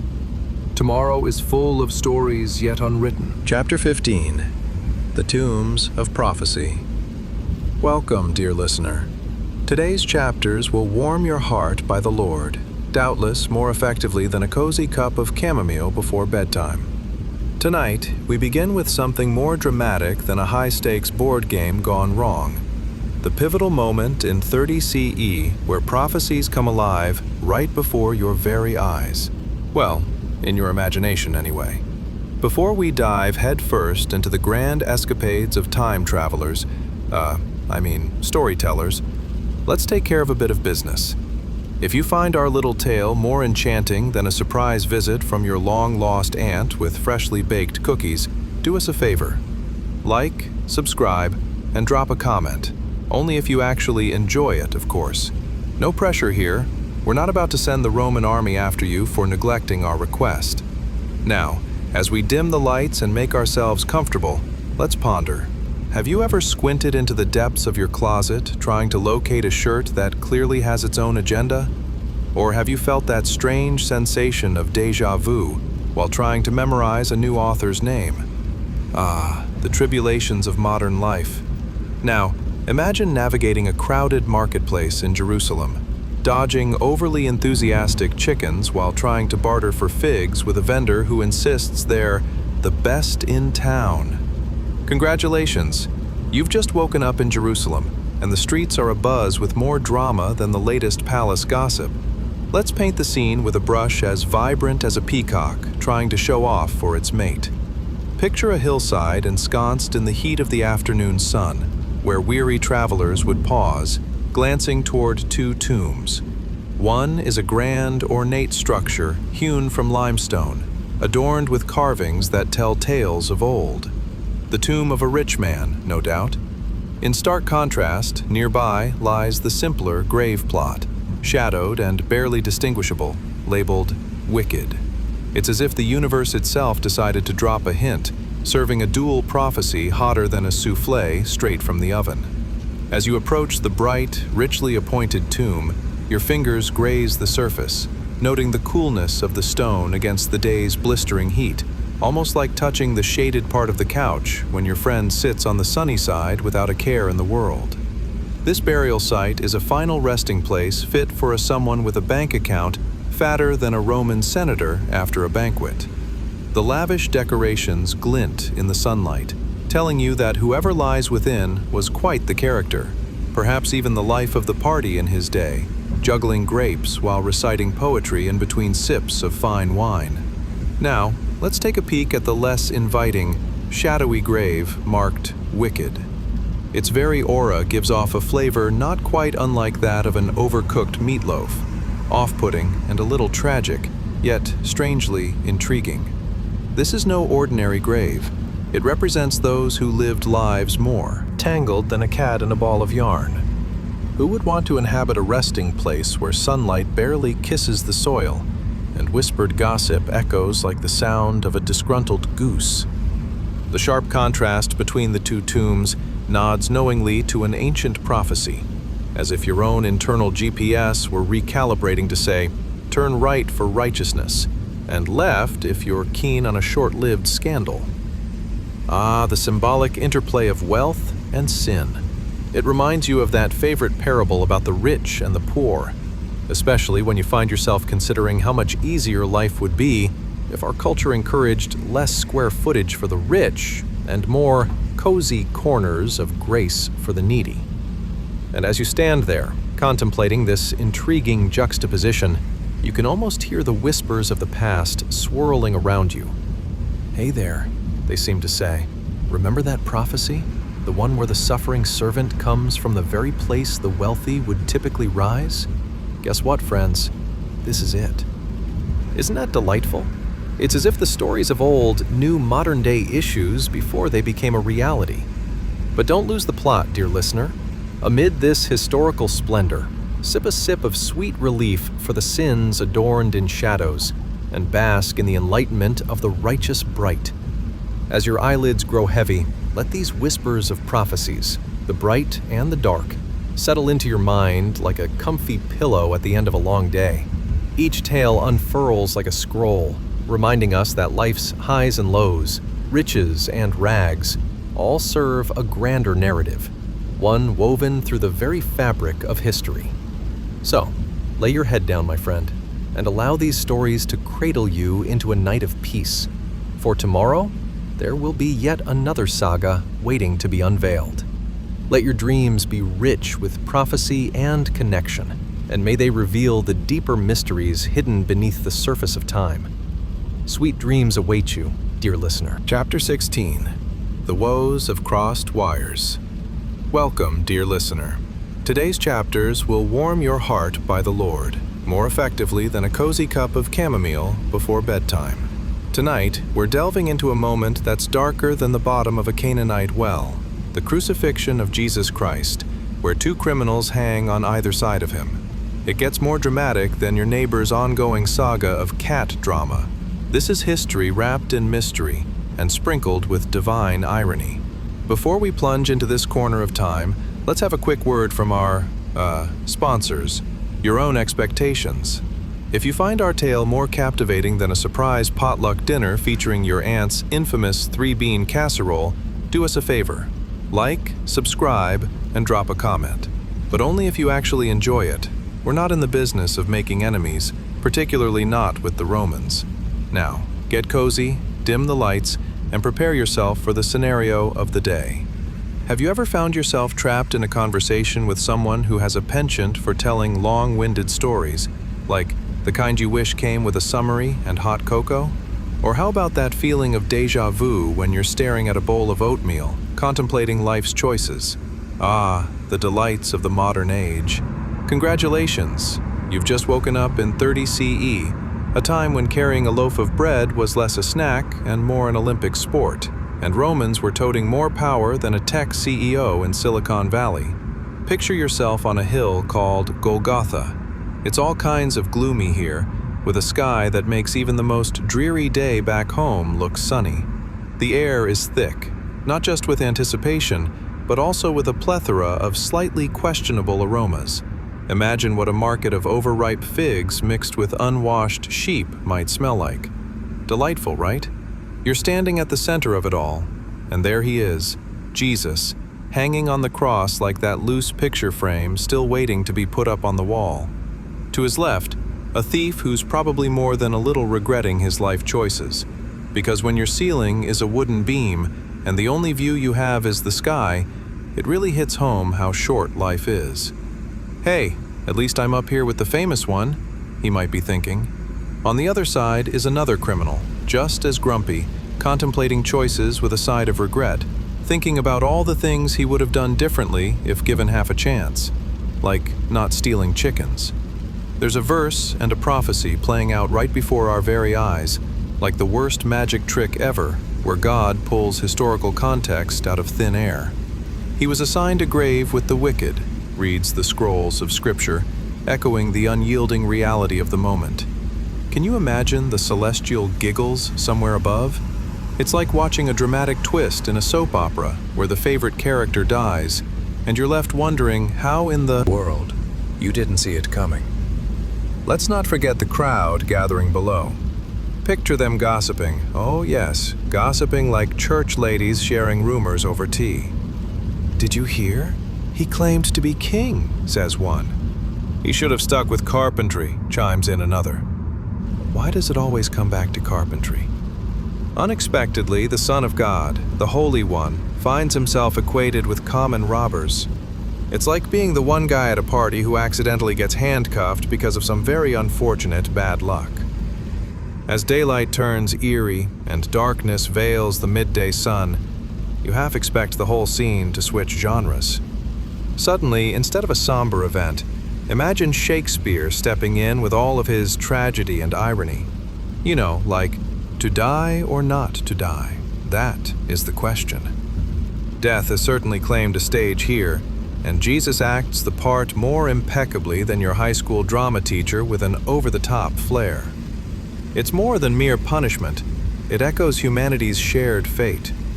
The two on either side are simply unlucky, or as they would have seen it, very cursed souls. Here they hang, and here you are, realizing how silly it seems in retrospect. The good guy surrounded by two bad apples, instead of being out for a leisurely stroll. Huddled in despair, you can almost feel the questions rumbling in the distance. Is this really the plan? Or did I accidentally misread the directions? And as you gaze upon this heart-wrenching tableau, the wind gently whirls around you, almost whispering, "Look, even the darkest of situations can sprout the most unexpected of hope." This is where the connection between old and new becomes clearer than that stubborn stain on your favorite shirt. Lessons echo through ages, and even here, at this intersection of condemnation, hope flickers. So now, dear listener, as your eyelids begin to droop and the warmth of the tales starts to comfort your weary mind, let these scenes flow through you. The pain, the irony, the intertwining fates. In the morning light, will you rise refreshed, ready to unravel the next winding path of this divine story? Sweet dreams await you, dear listener. Chapter 17, The Bold Request of Joseph. Welcome, dear listener. Today's chapter will warm your heart by the Lord, more effectively than a fluffy blanket straight out of the dryer. Picture this. We're diving into a tale that's stickier than day-old honey and more dramatic than a toddler throwing a tantrum. Tonight, we explore a moment in history that's both solemn and oddly amusing, where sheer grit meets a dash of divine intervention in the shadow of looming Roman authority. Now, before we journey through space and time, let's take a quick pit stop for, your expectations. If you find this tale more riveting than your cousin's collection of poorly made VHS tapes, consider liking, subscribing, or fleetingly looking into commenting. But remember, only if you genuinely enjoy it. We wouldn't want a Roman boot on our necks over a bad review now, would we? So, dear friend, dim the lights, turn on that gentle fan, and nestle yourself in a haven of comfort. Have you ever found yourself in situations that felt like navigating a minefield while wearing flip-flops? Or perhaps you've had to ask a tough question while your heart races like a gazelle chased by a lion. Picture having to confront a ruling authority when your heart feels as if it's doing somersaults. Congratulations, you've just woken up in 30 CE, a time when palaces and humble abodes sit side by side more awkwardly than crowded family reunions. Picture yourself in Jerusalem, where the air is thick with smells. Freshly caught fish from the market mingles with the scent of unsold bread, a fragrance that really tests one's inner strength. You find yourself near Pilate's palace. This isn't just any day in the city. It's chaos wrapped in worry, with whispers buzzing like pesky bees. Today is the day after the crucifixion of Jesus, a day when even the sun seems hesitant to shine. You can see the murmur of the people, their dejected expressions swarming like flies around a picnic. "Did you hear about the carpenter turned martyr?" one whispers. "Who knew hell had a sense of humor?" another quips. And there, standing amidst this congregation of murmuring noise, is Joseph of Arimathea, a wealthy member of the Jewish council, dressed to the nines like he just stepped out of a Roman fashion magazine. He's the type of guy who'd stand out in a crowd like a grape in a bowl of apples. But today, he has a frown deeper than the Dead Sea. His heart races. Does he dare approach Pilate, the very symbol of Roman power, about something so important? Joseph takes a deep breath, the kind that feels like he's about to jump into a pool of cold, unfiltered water. What will the neighbors say, he wonders. These Romans have as much tolerance for dissent as a squirrel in a room full of nutcrackers. Yet his resolve is stronger than Jonah's stomach when he was spat out by the fish. He's determined to ask for the body of Jesus. Now, let's set the scene just right. Imagine the Roman guards, looking like an intimidating group of bouncers who'd fail in their role at a middle school dance. They have intimidating spears and expressions that could scare a child's pet rock. The atmosphere is suffused with a mix of anxiety and anticipation. You can hear the casual banter of soldiers. "So, what do you do for fun?" "Oh, roll the dice and hope that our commander doesn't lose his head, literally." Joseph nervously strides up to Pilate. Picture him, short of breath, yet with an air of desperation and hope. As he speaks, his voice sounds like a soft, melodious choir fighting against a rock concert. "Excuse me, Governor," he begins, glancing sideways to measure the tension in the air. "I would like to ask for the body of Jesus." And just like that, he tosses a grenade of a request into a room filled with sharp marble corners. The room goes silent. Time stretches, much like that last stretch of licorice you found under the couch, awkwardly long. Pilate raises an eyebrow, glancing at Joseph as if he just asked for a slice of the moon. "You're serious?" he replies, as if questioning Joseph's sanity. "Why would I hand over a body? Isomorphic carpenters are pretty low on our priority list on this fine day." With a gulp that could drown a fish, Joseph takes another breath. "Because he was innocent," he replies, knowing that's as risky as asking your aunt why she didn't wear purple at the family reunion. The Roman official looks at him, surprised but calculating, like a baker deciding whether a new type of bread is worth the effort. What follows is a negotiation that resembles a bizarre episode of an ancient reality show. Who wants to claim a body? The stakes are incredibly high, and commercial breaks are definitely not an option. Joseph stands his ground, even as whispers swirl around him like autumn leaves caught in a windstorm. "You'll get it, but not without many uphill battles and a few skeptical glances," Pilate finally replies. "You'll need to earn that privilege." And just like that, a connection forms. It twinkles like the fading light of day, hinting at moments that might become part of something more significant, a tapestry woven together through divinity and humanity's shared experience. As Joseph leaves the palace, his heart feels lighter than a camel after a feast. He has taken a step that could resonate through history. In a world where fear often governs actions, he dared to stand, to ask, and perhaps to hope. And dear listener, as your eyes begin to droop and the warmth of this unfolding story blankets you like a knitted shawl, may you rest knowing that sometimes the boldest questions yield the most surprising answers. Sweet dreams await you, dear listener. Chapter 18, The Tomb of Honor. Welcome, dear listener. Today's chapter will soothe your heart by the Lord, more calming than a gentle breeze on a balmy summer evening. Picture this. We're diving into a tale more unexpected than finding your missing socks behind the couch. But trust me, it's worth the journey. Now, before we plunge into the depths of this ancient story, let's set some ground rules. If you find this narrative more enchanting than a barely watched rom-com, consider giving us a thumbs up, subscribing, or sharing your thoughts. Only if you feel so moved, of course. We wouldn't want those Roman guards knocking at our door over unsolicited popularity, would we? So, dear friend, dim the lights, let that cozy blanket envelop you, and let's find a comfortable position, shall we? Have you ever been tasked with a chore so daunting that it felt like climbing a mountain while balancing a plate of spaghetti? Or maybe someone asked you to deliver bad news, and you wished the ground would swallow you whole? Well, hold on to your pillows, because you've just woken up in 30 CE, Jerusalem, a time when the only things scarier than angry crowds were those notoriously sharp Roman spears. Congratulations!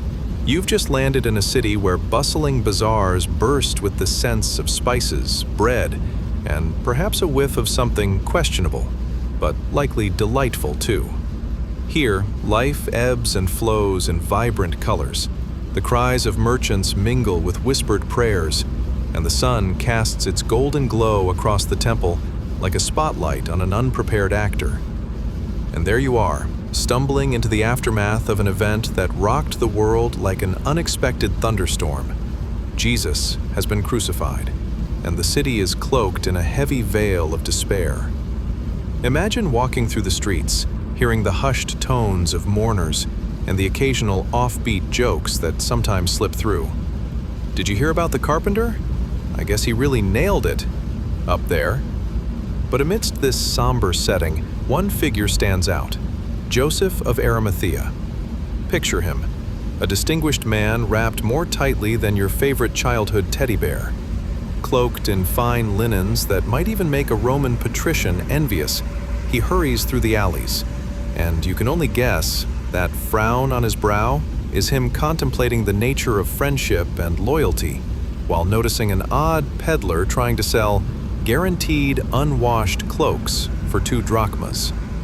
Ah, the humanity, he sighs to himself, his thoughts swirling like autumn leaves caught in a playful breeze. He knows he must fulfill a weighty duty. After all, no one said being a secret follower was a cakewalk, let alone one that meant claiming the body of a martyred friend from the very governor's hands. Thus begins our tale of Joseph as he approaches Pilate, possibly mumbling under his breath something akin to, "What will I tell him?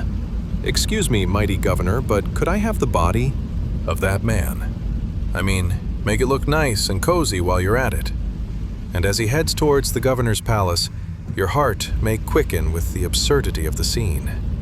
The imperial office is just as intimidating as a dentist's waiting room. Too many portraits on the wall, and you can't help but feel all eyes are on you.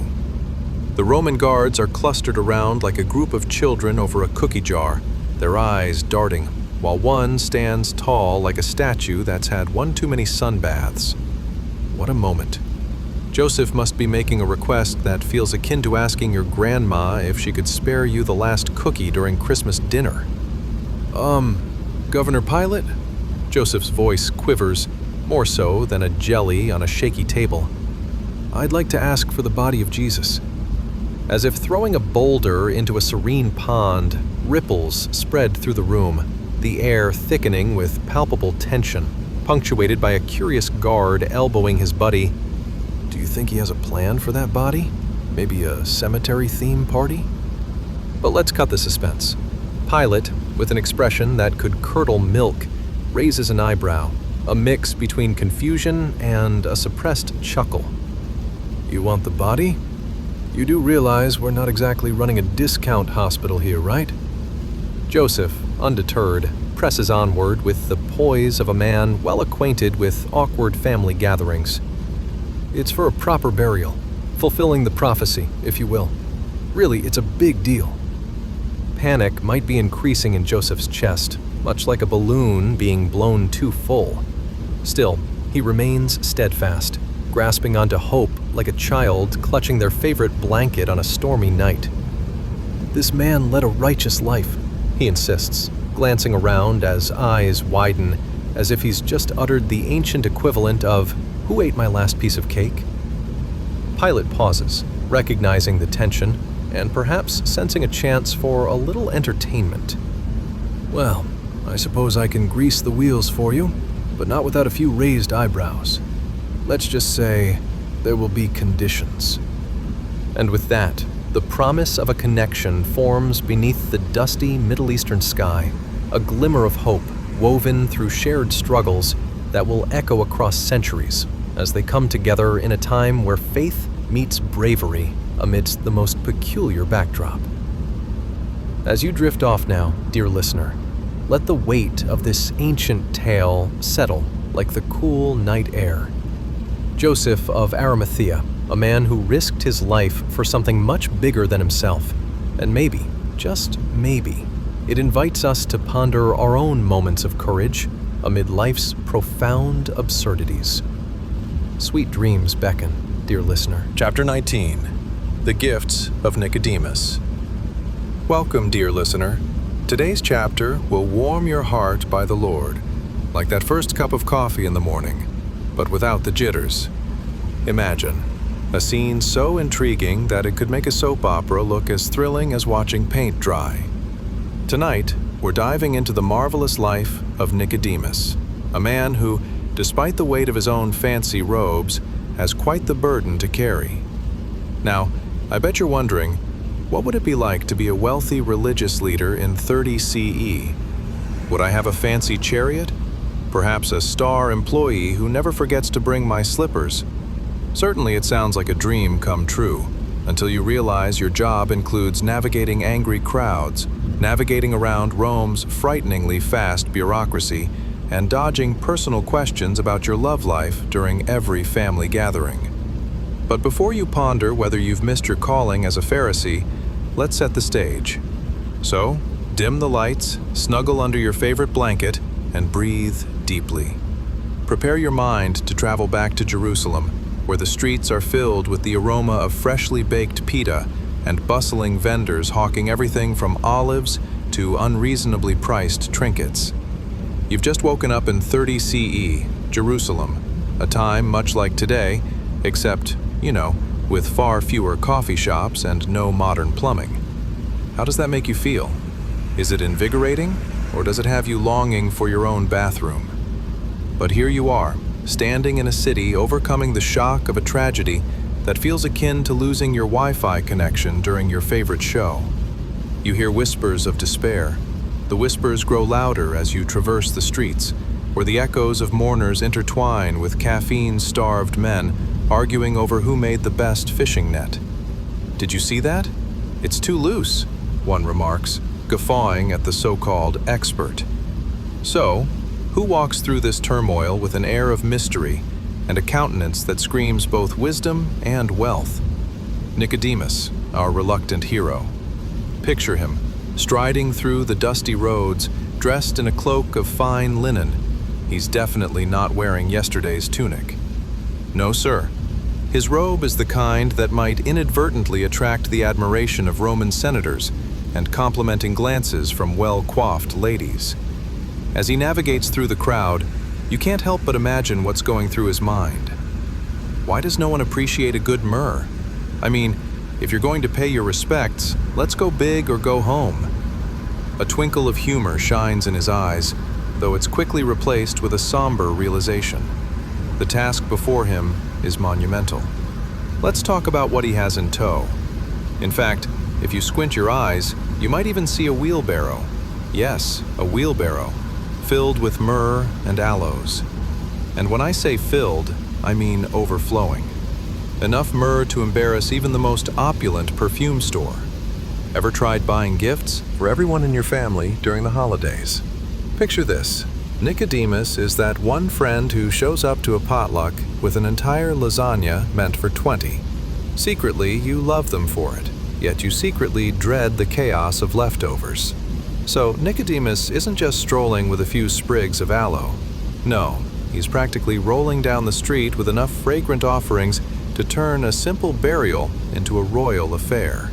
Just imagine the looks on everyone's faces as they see him arrive at the place of rest, wheeling his treasure like a birthday cake. "What's that you got there, Nick?" someone might jest, raising an eyebrow at the unreasonably extravagant haul. "Oh, just some refreshments for a friend's goodbye," he replies nonchalantly, while internally he thinks, if they only knew I was about to be the life of the after-party. And it's no small task he faces. He must gather the tension of the moment, the sorrow of the crowd, and channel them into the act of love, this gift. Yes, it's about paying respect and fulfilling ancient prophecies, but the absurdity lies in the fact that he's attempting to provide for someone whose very existence shook the foundations of their beliefs. As you let this unique picture settle into your dreams, perhaps you can also meditate on the absurdity and beauty of Nicodemus's encounter. A man wrestling with his own identity and the expectations of society, all while dealing with the looming shadow of the grave. In this role, he might have felt as if he were balancing a beach ball on his nose while walking a tightrope over a busy marketplace. Dramatic, secretive, clumsy, yet undeniably courageous. So, dear listener, as you drift off this evening, allow the essence of Nicodemus to whisper in your mind.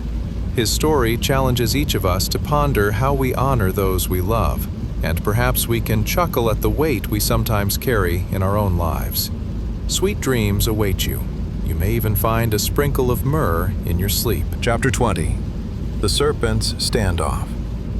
Welcome, dear listener. Today's chapter will warm your heart by the Lord, much like a woolen blanket on a chilly evening. Stuffy, perhaps, but oh so comforting.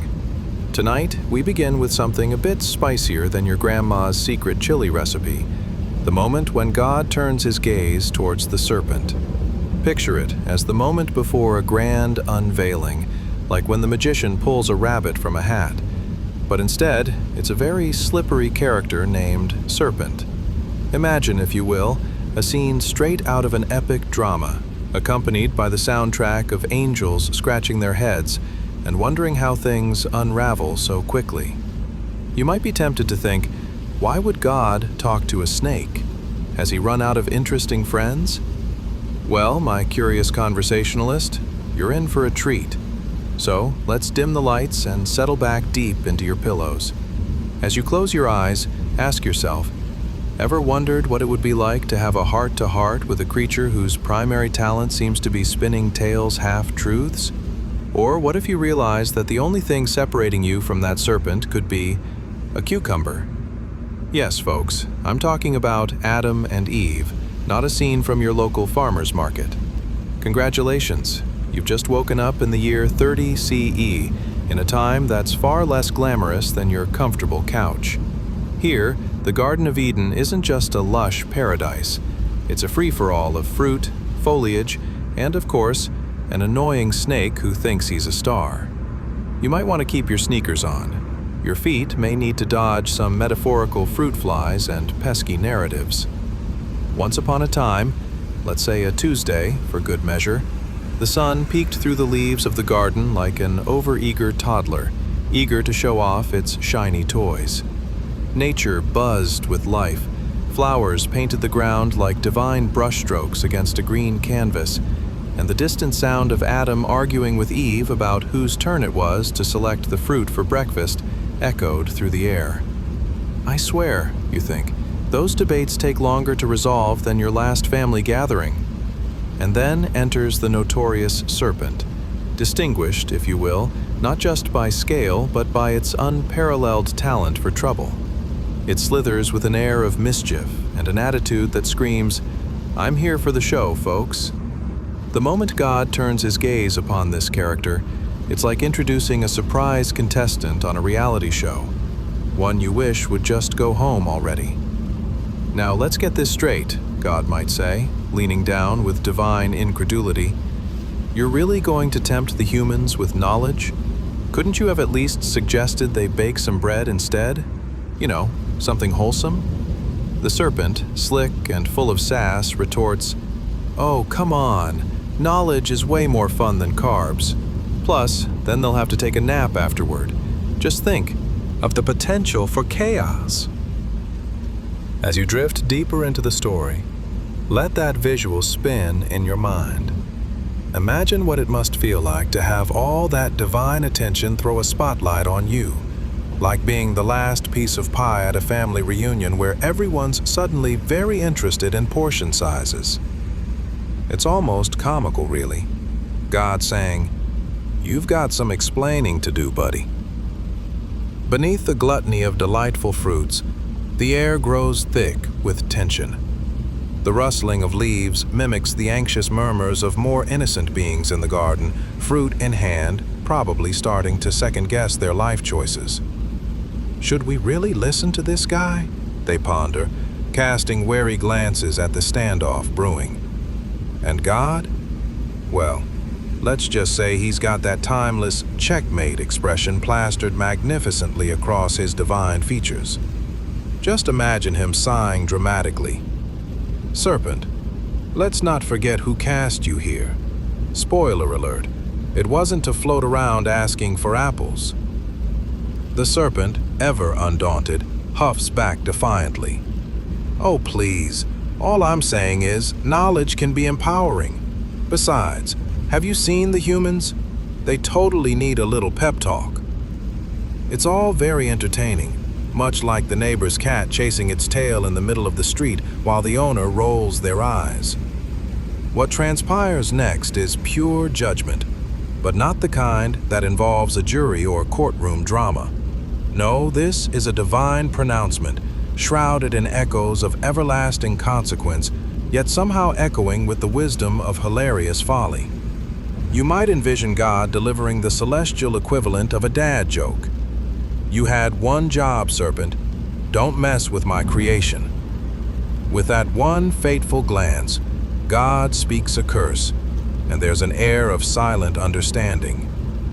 Fast forward to humanity's introduction to knowledge, debatably the best and worst thing all at once, like discovering the joys of instant coffee with the downside of never getting a good night's sleep afterward. And so, dear listener, as you find yourself on the brink of slumber, let this mischievous encounter remind you, sometimes the most outrageous characters bring the most profound lessons. Lessons wrapped in scales and sass that linger in our dreams like that last slice of your favorite pie, always there and yet always calling for moderation.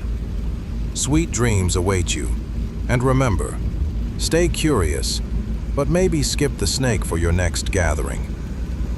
As you float through the world of dreams, may the absurdity of history humor you and the gentle whispers of wisdom guide you. Thank you for joining me on this journey into the past, filled with curveballs and a healthy dose of divine wit. If you enjoyed this little escapade, don't forget to give a thumbs up, subscribe for more quirky tales, and only if you truly enjoyed this, leave a comment to let us know. Until next time, sleep well and remember, life is full of serpents. But with a little faith, you can always find the fruit that nourishes your soul. Sleep tight. Chapter 21. The Garden's Gentle Redemption. Welcome, dear listener. Today's chapters will warm your heart by the Lord, much like your old favorite cardigan that, quite frankly, could do with a wash, yet somehow it still brings you comfort on those winter evenings. Tonight, our journey is going to be as refreshing as an unexpected scoop of ice cream from the local parlor. Slightly meltier than planned, but oh so sweet. Picture this. We're stepping back in time, far before TikTok was a thing, or the phrase adulting entered our lexicon, specifically to 30 CE, a year where Roman sandals were all the rage and grapevines probably served a dual purpose as fashion accessories and snack options. Now, let's engage in a little mind wander. Ever thought about what kind of fruit you would snack on after a long day of toiling in the fields? Or pictured yourself casually debating with a neighbor whether your figs are tastier than their pomegranates? Spoiler alert, the verdict will never be cleanly settled. Speaking of pomegranate disagreements, ever wondered how Adam and Eve managed to forgive that slippery serpent? Or was their marriage counselor, let's call him Reverend Pineapple, worth the plump price they paid for his sage advice? Congratulations, you've just woken up in the Garden of Eden. Yes, that mythical paradise where the sun shines like an Instagram filter and the air carries the fresh scent of opportunity, and probably a hint of ripe pears and disputes over fruit selection. The sun is hanging low, casting golden rays through emerald leaves, and you realize this is more than mere ambiance. It's the perfect backdrop for the world's most awkward family meeting, one complete with "I told you so" anecdotes and fruit-themed bucket lists. Moreover, we're not alone.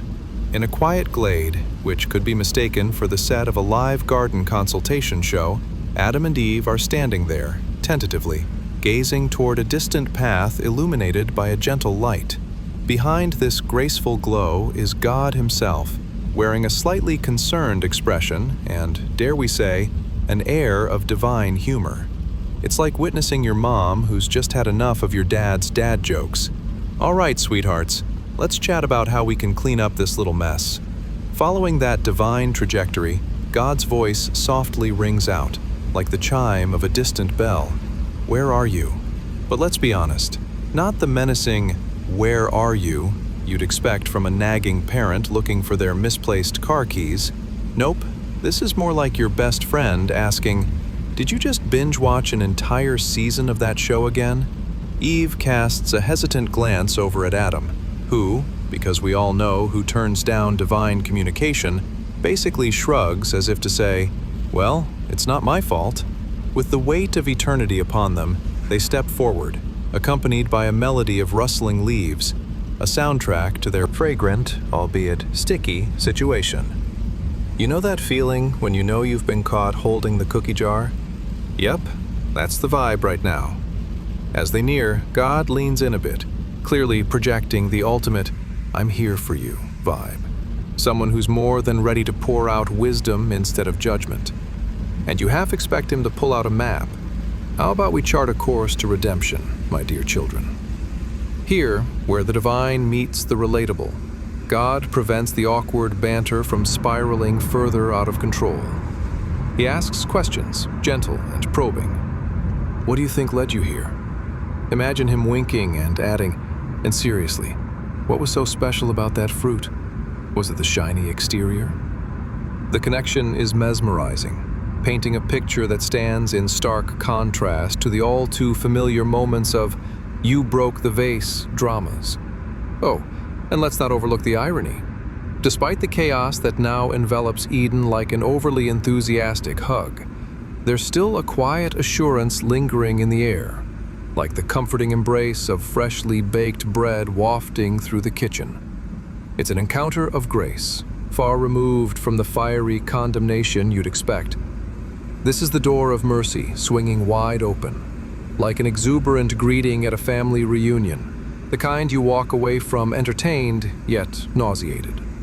And amid all this earnestness, there's something comedic in the scene too.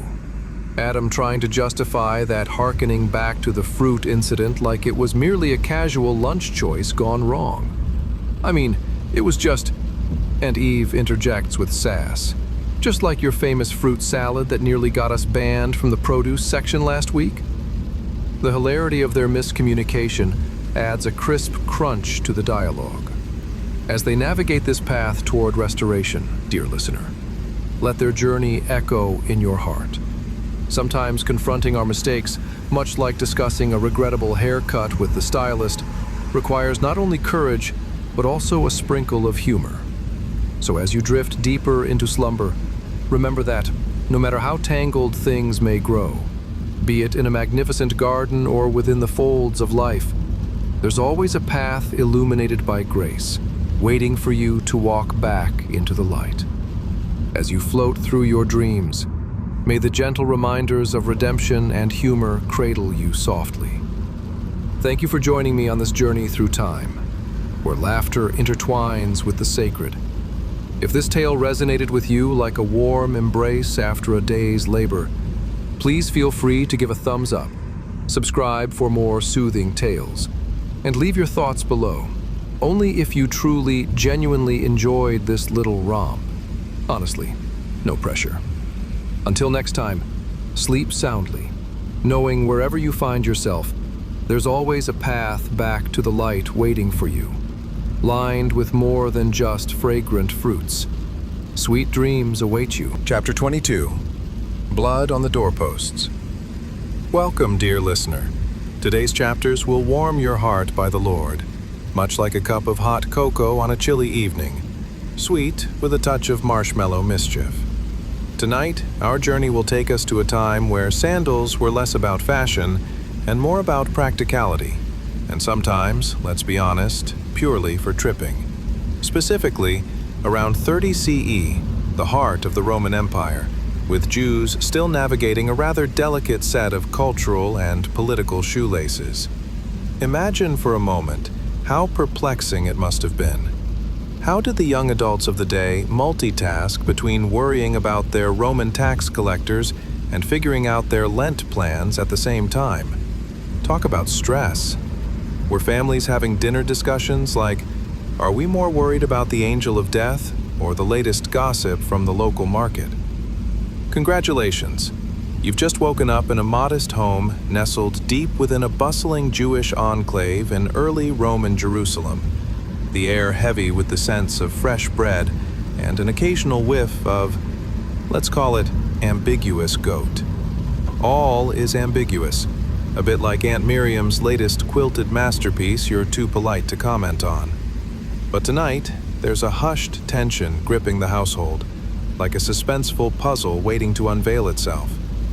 You look around the dimly lit room, where a family is preparing for a solemn yet sacred task about to unfold. Yes, they are marking the doorposts. And no, this isn't a DIY home renovation project to flaunt on Instagram. This practice, the painting with the blood of a perfect, unblemished lamb, hold on to your sippy cups, dear listener, it's a game changer. It stems from a story that has traveled down the generations like a beloved family recipe, and tonight, they're calling it a matter of life and death. As you focus in, you can hear the nervous whispers rippling through the air. What if the neighbors overdo their Hebrew spices and our house gets mistaken for theirs? Yes, those doorposts must have a clear identity. The head of the household, a figure whose wisdom outweighs his hairline, holds the lamb in his arms. You can sense the gravity of the moment. The lamb bleats softly, almost as if saying, "Excuse me, but did anyone remember the local 'No Sheep Left Behind' campaign?" You can't help but chuckle at the absurdity. "Kids," he calls, "it's time to remember. What happened back in Egypt with the angel? Tonight, we're not just protecting ourselves, we're celebrating deliverance. The angel of death passed over those marked doors, ensuring life for our families." The youngest child, perhaps not fully grasping the theological weight of the evening, piped up, "Does that mean we can have cake later? Because who wouldn't want a slice of joy amidst a rather solemn blood marker exercise, right?" Gathered around, there are anxious glances exchanged, the weight of history hanging between them. With a steady hand, he dips the hyssop branch into the lamb's blood, and as he applies it to the door, a hush falls over the family, the anticipation thick enough to cut with a not-so-blemished knife. At this moment, you can almost hear the trumpets of angels from above saying, "Look alive, folks! Big things are about to happen." Just then, the door creaks slightly. Could it be a sign? No, it's just the wind playing tricks. With every stroke of blood, an invisible shield is woven around the home, a reminder not only of survival, but of a God who fiercely protects his people.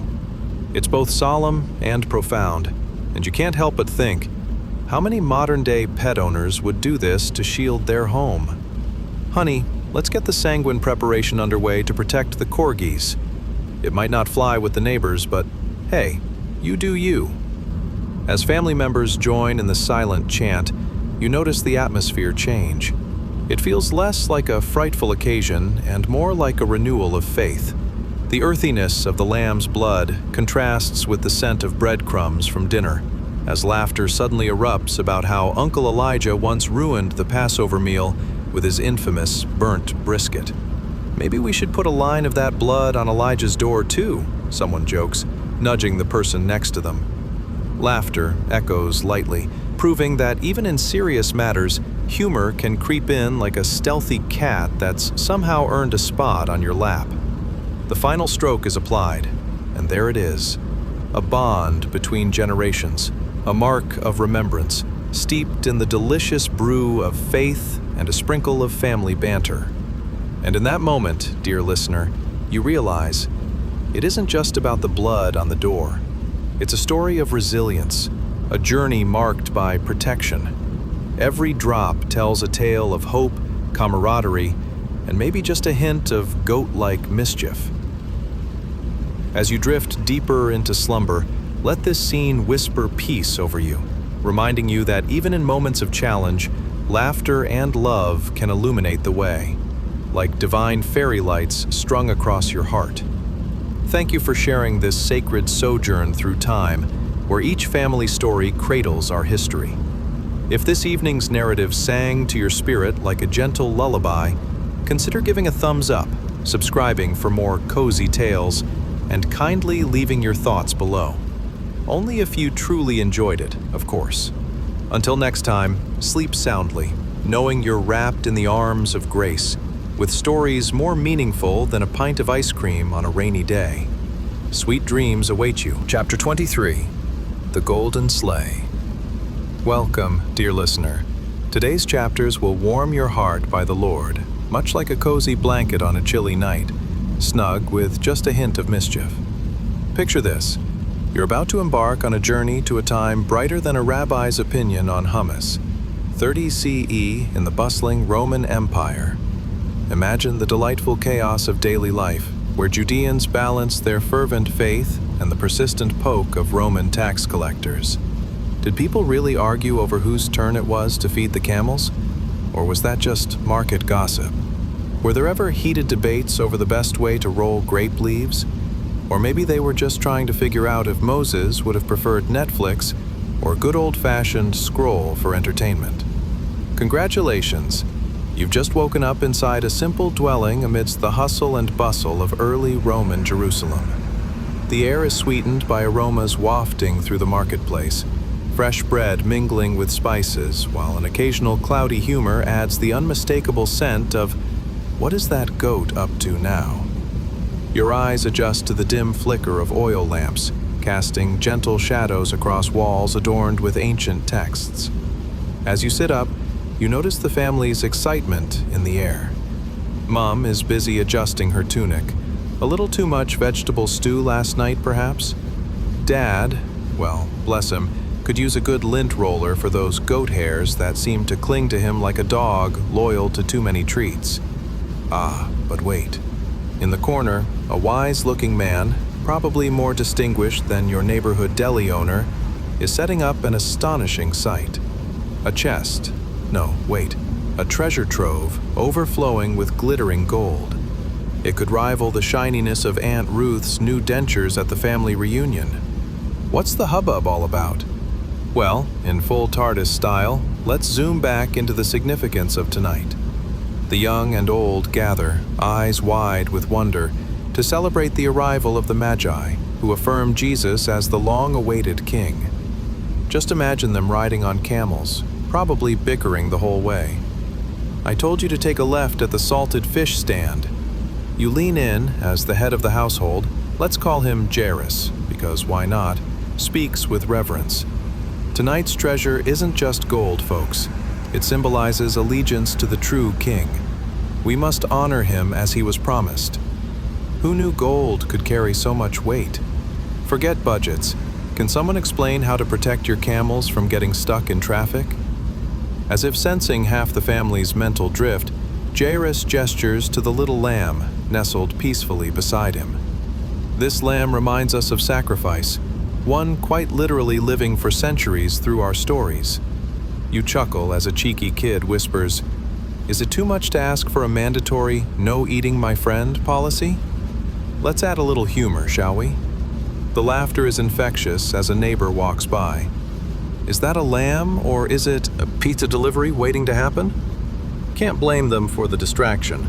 The mere thought of hot, cheesy goodness during a profound moment can leave anyone swooning. Setting aside the distractions, the night moves forward as Jairus brings the golden chest closer. Indeed, my friends, this isn't just an offering. It's a proclamation of faith, connecting us to the ancient promise. You wonder if any of this will ever become a proper meme or a hashtag. Things you should know about gold. As the lights flicker gently around you, the anticipation mounts, and the family begins to murmur resolutions of faith. Let this gold guide us. Bless us with prosperity. You can hear them chant softly. But in the back of your mind, there's a nagging thought. Wouldn't it be simpler if they had an app for spirituality? Maybe they could just swipe right for divine intervention. Just think about it. Swipe right if you want thriving crops, left for another year of drought. Finally, Jairus looks around, spotting their sheepish grins, like kids who've doe-eyed their way into desserts.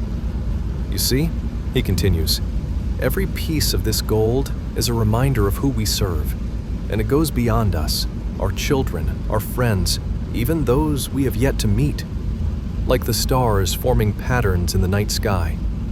He pauses, then adds with a smirk, "Plus, I hear gold is still trending in fashion. Who needs robes?" With laughter echoing in the room, you feel buoyed like an ever-present cloud of hope.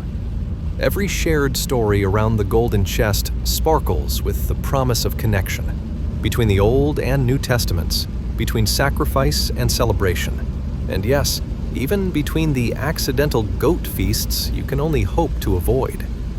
And as the chest of golden dreams rests under the flickering lights, you realize this isn't merely about gold. It's a gentle reminder to seek connection, to honor the past, and perhaps a little nudge to share a good laugh or two along life's winding paths.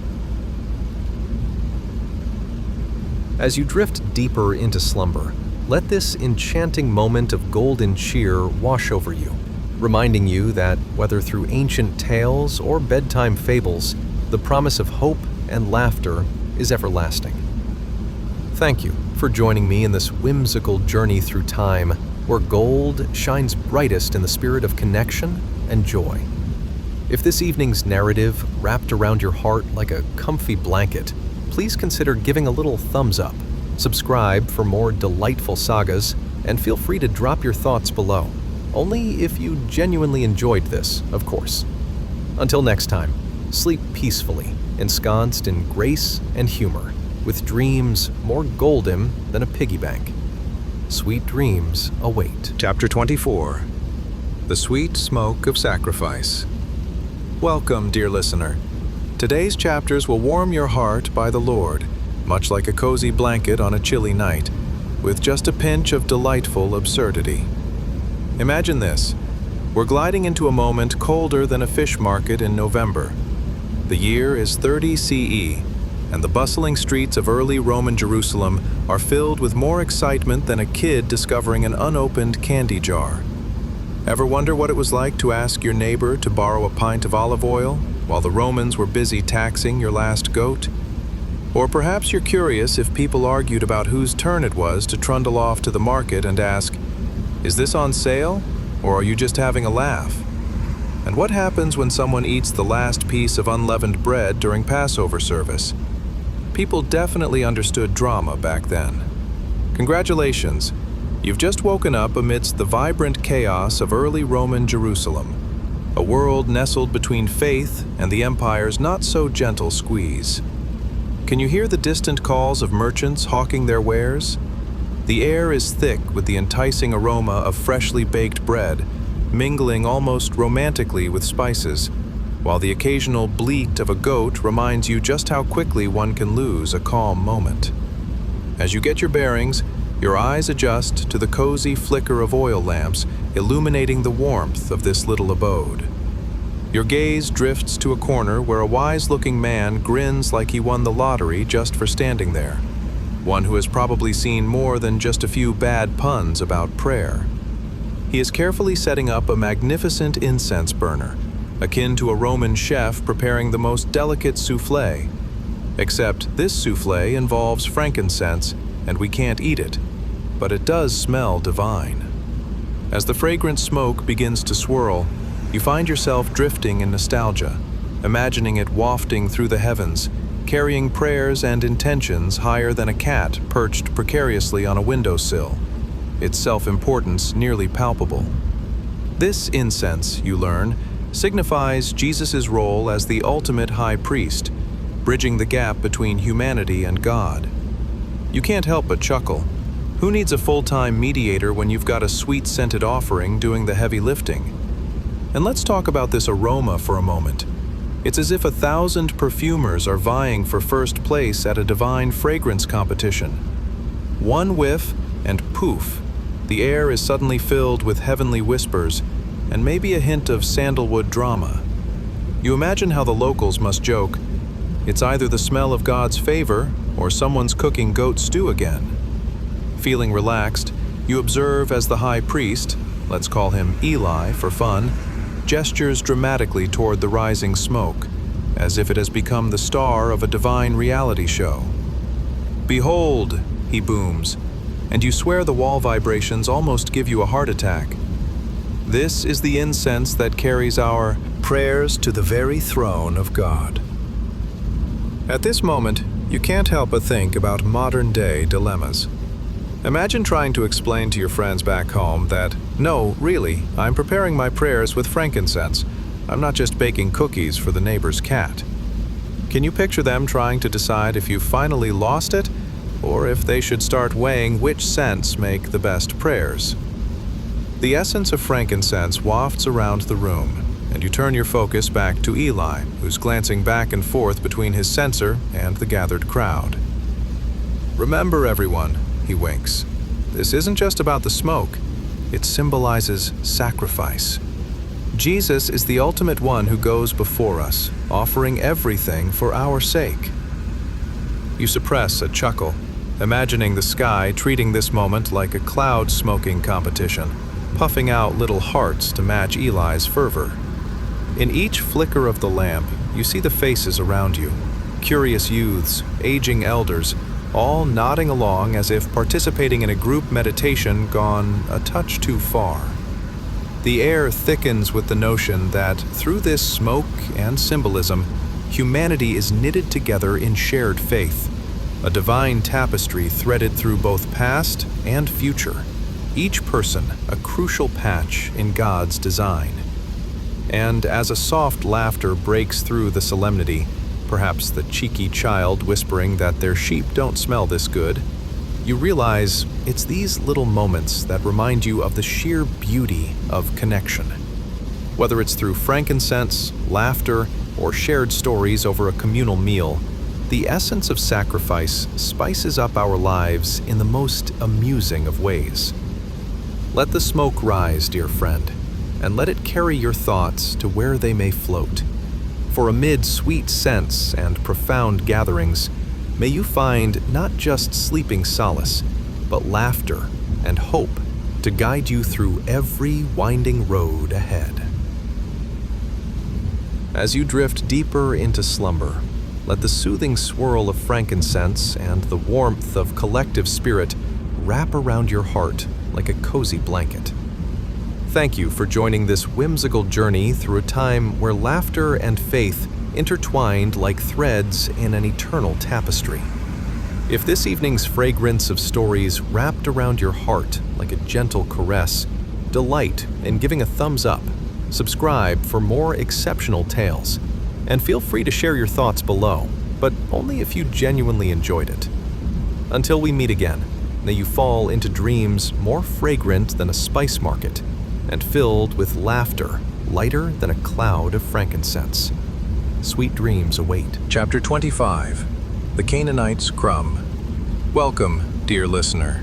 Today's chapters will warm your heart by the Lord, much like a cozy blanket on a chilly night, with just a pinch of delightful absurdity. You see, we're about to embark on a thrilling adventure, way more riveting than waiting for the kettle to boil. Imagine it's year 30 CE, and you've just stepped into the lively streets of Canaan, where the scent of roasted chickpeas hangs in the air, mingling refreshingly with the fragrant spices of life, and perhaps the occasional goat's bleat echoing from nearby pastures. Have you ever tried to explain to your friends that there's a deep theological understanding behind the last piece of cake at a party? Or wondered if people back then were just as perplexed about their dinner options as we are today, sitting at the table, grappling with, should we have another loaf of bread, or just call it a day and join the Romans for a raucous game of dice? You know, the real dilemmas of life. Congratulations, you've just woken up in Canaan, during a time filled with curious questions. Picture everything around you, the vibrant colors of clothes hanging on market stalls, and the delightful bustle of villagers trading their wares. The air is thick with stories yet untold, each corner twisting and twining like vines creeping across a sunlit wall. You can nearly hear the merchants shouting, "Come get your figs," or maybe granola bars if you're feeling modern. Truly, an unlikely assortment of foods from past to present. Setting your sights upon a woman kneeling before a somewhat reluctant figure. Yes, it's Jesus, looking every bit the compassionate healer, but also perhaps slightly bemused, as if someone just told him that the last serving of hummus was reserved for the cat. Here, a Canaanite woman, a real kick of bravery in a society that often whispered her name with disdain, brings an immediacy to faith that would put most of today's beginning-of-the-week resolutions to shame. Let's talk about our determined heroine for a moment. Have you ever been so hungry for hope that all you could think about was chasing those breadcrumbs as if they had eyes and could run away from you? This woman certainly has. She kneels, hoping to catch just a crumb, and you can't help but smirk. Because surely, it's like asking for a taste of that gourmet coffee at the hipster cafe just to feel human again. Maybe it's a life philosophy doled out in breadcrumbs. With incredible boldness, she calls to Jesus, her words mingling strength and vulnerability like a good stew simmering together, ready to astonish the senses. "Lord," she pleads, "even the dogs eat the crumbs that fall from their master's table." And here we reach the hilarious crux of her faith, ripe with irony. It's as if she's auditioning for a part in a divine reality show. Survivor, the Crumb edition. Did Jesus chuckle just a bit? In the grand narrative, he turns. To her, a faint smile on his lips, recognizing the sincere tenacity in her request, reminding us that faith is sometimes this quirky dance between humility and unyielding hope. Now let's pause for a moment. Imagine trying to explain this scene to your friends over coffee. So there was this woman, right? She kneels before Jesus. Sounds like a setup for a joke, doesn't it? What's the deal with faith? I just want a crumb. Who wouldn't chuckle over such theater? The woman doesn't just ask. She profoundly acknowledges that even the scraps of his grace are enough for her and her daughter. It's a tremendous twist in the script of this narrative, foreshadowing a greater inclusion, a harbinger of faith without borders. This crumb isn't a meager morsel. It's an invitation to the feast of grace open to all nations. And you can imagine the scene. Disciples around him, wide-eyed and possibly whispering, "Did she just say what we think she said? Is she asking for dessert when we're still on the appetizer?" Her recognition serves as a bridge, intertwining the Old and New Testaments like threads in a magnificent tapestry. It's a divine stitching of history, where the symbols bleed into one another, reminding us of the grand narrative that weaves every soul into God's story. As you rest upon this imagery, hear the murmurs of excited conversations draping around you, wrapping you in warmth and contemplation. You might just drift off with a smile, pondering the absurdity and beauty of how crumbs can tell tales. So, dear friend, Let these ancient words inspire you as you continue to unwind and embrace the night. In those moments when hope ebbs low, remember the Canaanite woman. Even in a world of grand designs and endless expectations, sometimes it's just the crumbs that carry the weight of grace. As you gently slip into slumber, may the soul-stirring stories accompany you through the night. Thank you for joining this whimsical journey through a moment where laughter and faith danced together like joyful children in the sun. If the sweet crumbs of today's tale wrapped around your heart like a soothing whisper, consider giving us a thumbs up, subscribing for more enchanting stories, and maybe dropping a comment below. Only if, of course, you enjoyed this experience. Until we meet again, may your dreams be delightful, sweeter than honey, and as abundant as the grains of sand upon the shores of grace. Sleep well, dear listener, for adventure awaits in the realm of dreams. As our journey through these ancient stories winds to a close, take a moment to breathe in the quiet. Tonight, we walked beside servants wandering through deserts, prophets standing on lonely mountains, women facing judgment in crowded squares, and families opening their doors with warm, trembling generosity. And somehow, in the middle of all that hardship, confusion, and the occasional camel-related mishap, we found threads of hope woven through every moment. Life in those days wasn't easy. People survived long journeys under harsh sun, carried responsibilities far heavier than their sandals could bear, navigated family dramas that make ours look simple, and faced trials that pressed them from every side. Yet, through it all, through laughter, through fear, through mistakes, through small miracles, they kept going. They waited. They trusted. They held on to a faith that could bend but never quite break. And maybe that's the most beautiful part.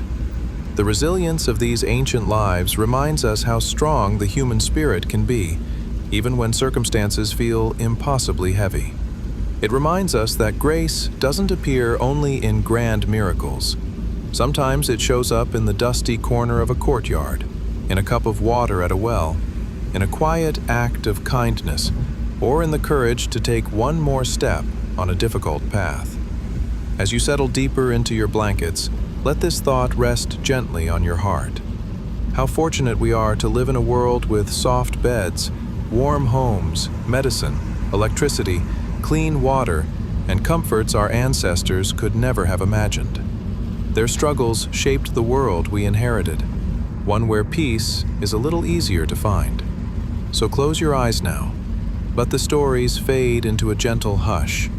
Let gratitude warm the room around you, and allow sleep to take you softly, like drifting into a calm desert night under a sky filled with ancient stars. Good night, dear listener. May peace wrap around you until morning.